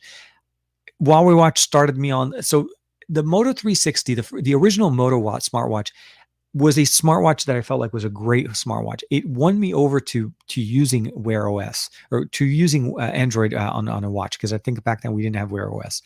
Um, but it was the Huawei watch that won me over to truly wear a watch consistently and not just wear it periodically for a review. I think Motorola did a decent job at the beginning. They had some compromises with the hardware, but the way the Huawei watch looked so much like a regular watch. It was so stylish. It truly embodied what you wanted out of a smartwatch. And I still have mine somewhere in one of these drawers. It truly is one of the smartwatches that you always appreciate. And I think it was my hope is that Huawei was going to continue in that route. The new smartwatches that we get from Huawei are very powerful, but I feel like there's still more of a fitness tracker in a smartwatch form factor. Not to say that they're not good, but I feel like that's really what we kind of get the best experience. But yes, I'm with you on that one.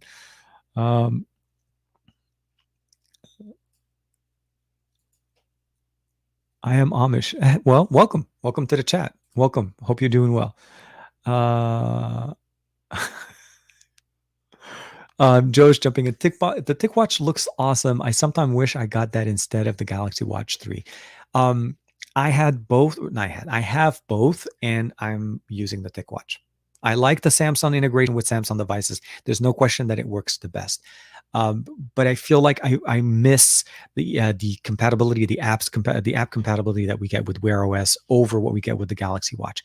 But it also could be the fact that I feel like this with the new Wear 4100, that it actually lasts longer, the battery life, with all of the features turned on. I'm not talking about a compromised experience where you turn off certain things in there. Just all the features in there, a solid 3-day performance on the smartwatch is very nice. And if I want to push it and use essential mode, it works really nice. But I hope if you do end up winning this, you'll have an opportunity to check it out, Joe, and you'll let me know what do you think. What do you think that would be? I'd buy that hat for sure. Dude, I have to say that this truly is like one of my favorite hats. The design, the look, the feel. The guy does a really amazing job with the hats, and he went from a specific size to basically a large and medium now, so you're able to pick the size that you want. But it's very breathable, very high quality, and just really easy. Again, from afar, you see this logo, you know who you're looking at. This guy. Do you know when the 4A 5G will be releasing in India? I actually wasn't aware if the 4A 5G was going to be released in the near term. From what I remember, initially the goal was the 4A, and I think the 5 was the original launch. The 4A 5G didn't release in as many markets as the 5. I feel like the 5 is the bigger one that is going out. I think the 4A 5G would be the better deal if you think about it, because of the support of 5G, but it's also the bigger display. But I haven't heard yet, unfortunately, any timeline for that. Sorry, I really don't know. That's what I'm trying to say. Davin Davis says, TK, thank you for the feedback. I think I'll get the 12 Pro Max as a plan to use for the business for a few years, and then of course, and I am concerned about Apple's continues to jack up their prices. It's very, very, very concerning that year over year. I mean, at some point, this is the weird part. The introduction of the 12 mini with the series of phones that we have now is a great introduction. I think people do want a smaller form factor iPhone. But the starting point of the 12 mini with the 64 gigs of internal storage is more expensive than the 11 was last year.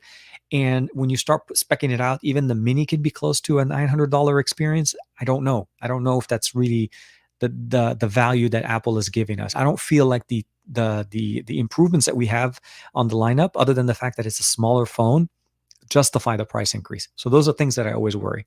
But yeah, I hope you like it. I think the 12 Pro Max, when you gave me those two options, it was an easy slate, kind of one way or one over the other. Absolutely, Greg. Yeah, definitely. Oh, Slick Bra is asking, Oppo phones, even if you force 120 hertz, some apps are still in 60. It's really annoying. So the thing about it is that's not Oppo's concern, or not concern. It's not Oppo's fault that the app will only run at 60. It's the developer's app, the developer of the apps. So those are the developers that need to start focusing on what options they're able to provide. But yes, you're right. If the app is only intended to run at 60 frames per second, even if you have a QA, a 4K 120, it'll still run at 60 frames per second. It depends on the resolution of what you're able to push and what the app is allowed to actually go. That's why when I look at the V60 as a smartphone in 2020, we're getting a consistent 60 frames per second across the entire UI. None of the elements will drop below, and you really feel the smoothness between the transition between different apps, different things that you're doing there.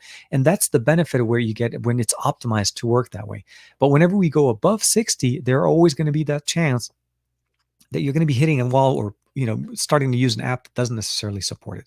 So those are things that I would say is you want to be able to keep in mind. But yeah, I'm with you. I wish we'd be able to get one true 120 on everything. Let's see here. And sorry, uh, I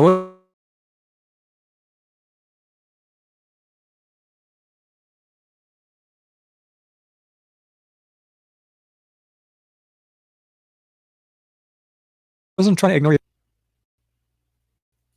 Sorry. Okay. So we're back now. Yes, I know. We had that freezing come back.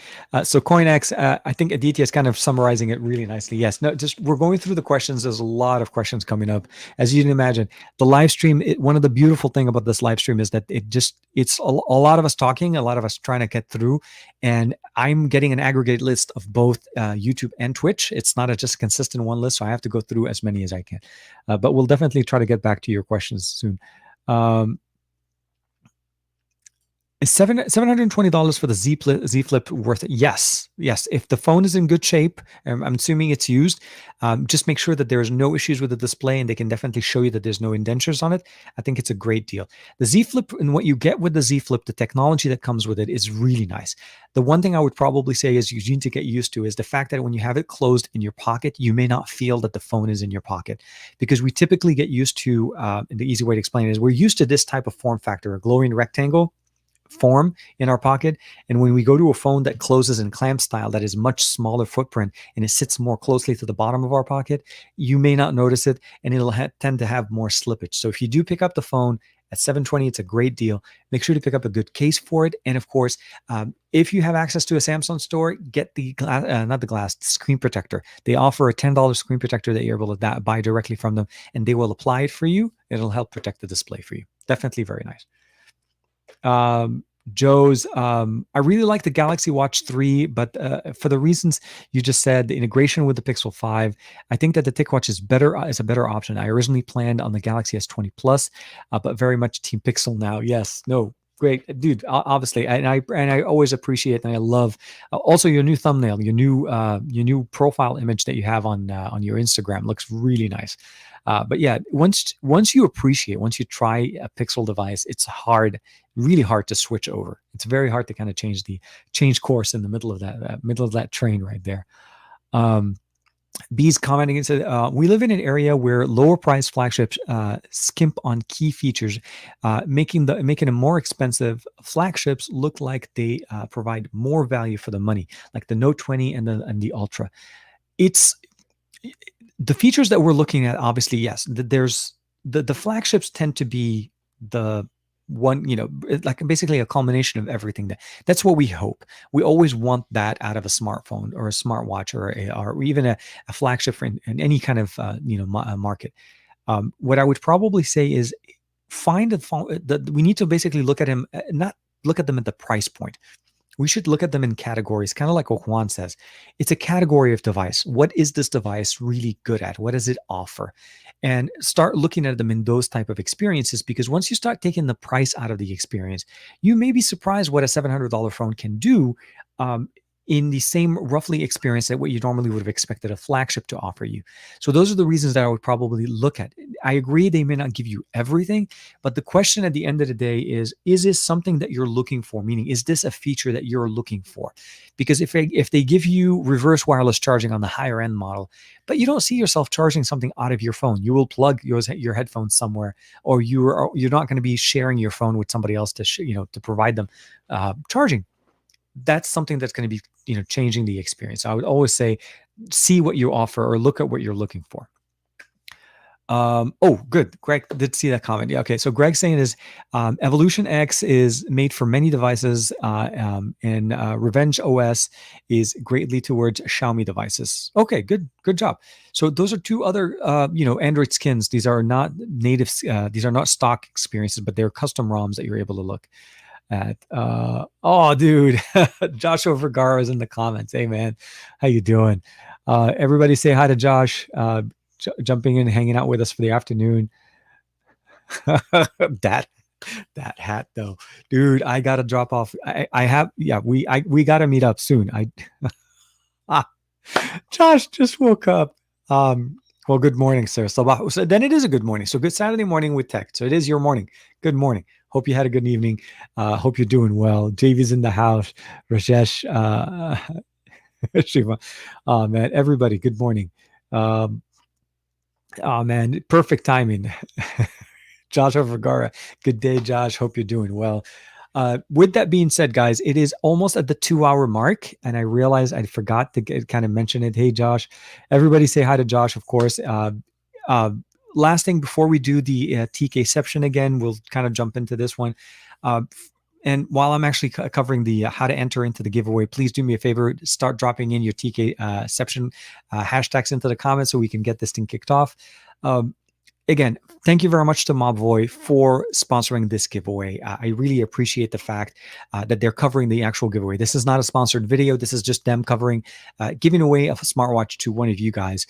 And it is the TicWatch Pro 2020. And it's going to be basically to one of you guys, one of the viewers on this show. Easy way to enter, easiest, simplest thing to do is once this live stream is over, please come back to the actual video, leave a comment letting me know why you want to win. And this is going to be a week entry time point. So from now till next Saturday morning with the side of tech, once the show starts, I'll be basically going through and picking a winner, and we'll announce the winner obviously live on the show. And then at that point, Mobvoi, after I've communicated with you guys, we'll exchange some information. Mobvoi will be sending you guys out your prize, and hopefully you'll be able to get it before Christmas. So it'll be a nice little Christmas gift for the end of the year. But it's very simple. Just again, comment, very easy, and it's going to go for about a week. And there's no other website, nothing else that you have to go for. It's on here, it's on YouTube, and it's going to be really cool. And I really wish, obviously, whoever ends up winning it will enjoy it. And if you don't, keep in mind, it makes an absolute amazing gift for anybody that's an Android or even iOS enthusiast. But with that being said, I think we have all of our little, all of the comments coming up real quick. Let me go ahead and bring up the window. Oh, the 810 Snapdragon, thank you very much for the super chat. I appreciate it. Always appreciate your support, you guys. Thank you very much. Let me go ahead and share the screen, and let me see. Hold on. Let me see. First one is Aditya, of course, jumping in. So we're going to go ahead and let me go ahead and cancel this. I'm going to get Aditya up there, and then let's go ahead and share the screen. And ready, set, go. Oh, always. The timing is impeccable. Always. Thank you very much to Aditya for all of you guys to hanging out with us, of course. Aditya, thank you, TCception. always. Love you too, man. I love you guys too. Always appreciate your support. Thank you very much, Sabaho. Take me. Rajesh, thank you, man. Appreciate it. TKception, hashtag teampixel, TKRB, hashtag TicWatch. New hashtag added to the chat, of course. Greg, of course. Everybody else jumping in here. And I do apologize. I realize we have somebody else jumping in the comments, and that's spamming. I do apologize. Hold on, let me double check here. Okay. Sorry, had to put somebody in timeout. I do apologize for that. But with that being said, I do want to say thank you very much. please take care of yourself. Please try to do as much as you can to stay in touch. Say hi to your friends, say hi to your families. The giveaway is definitely going to be really nice for anybody that does wear a watch. Again, TicWatch is one of the best known watches for the dual display, the military spec 810G rating on this. And of course, long battery life if you use the essential mode, works with Android and iOS, running Wear OS. And again, a really nice giveaway from Mobvoi. Try using the coupon TKBay channel if you'd like to be able to save some money on there. And of course, hope you guys have a great end of the week. If you had Thanksgiving, I hope you had a great Thanksgiving, celebrating with your family, saying a safe Thanksgiving as well. But with that being said, look for more content, more Pixel 4a 5G coming out next week. I want to say thank you to Donald. I want to say thank you to Davin Davis. Of course, Joe Hickey, of course, enjoyed always. Aditya jumping in, Greg, of course, and of course, Aditya in there, Donald in there, Gregory. I'm just going through here. Joshua, of course, for jumping in the chat. Of course, making it in. Always appreciate having you in the comments, of course. And everybody else jumping in, even with the new followers and new people that were checking out the channel. Thank you very much. And oh man, thanks to Greg for ending the show on a very, very super chat note there. Thank you very much. Hashtag TKRBay. And I'll see you guys next week. Be safe. Take care of yourself. Do better for yourself. And I always say this at the end of every show. If you stuck with me to the end of the show, please call somebody you haven't talked to for some time. Reach out, connect with somebody, just say hi. And I can appreciate it anytime somebody does that with me. And I always appreciate it if you guys are able to do something like that. Have a good day. Hope you guys get some great, amazing Black Friday deals. And of course, if you haven't had a chance to, Cyber Monday is around the corner, so there'll be more stuff. Make sure you check out tomorrow afternoon, Saturday morning, Across the Podcast with Matt and Sam at 1 p.m. Pacific Standard Time. And of course, Juan Carlos's live stream on Monday, typical standard Monday timeline. And of course, I'll see you guys very, very soon. Ronaldo, of course, thank you for joining the show as well. And of course, everybody else. Don't forget, as soon as the show is over, come back and leave a comment on the actual live stream. And good luck for everybody, and hope you guys win. Definitely. I'll see you guys very soon.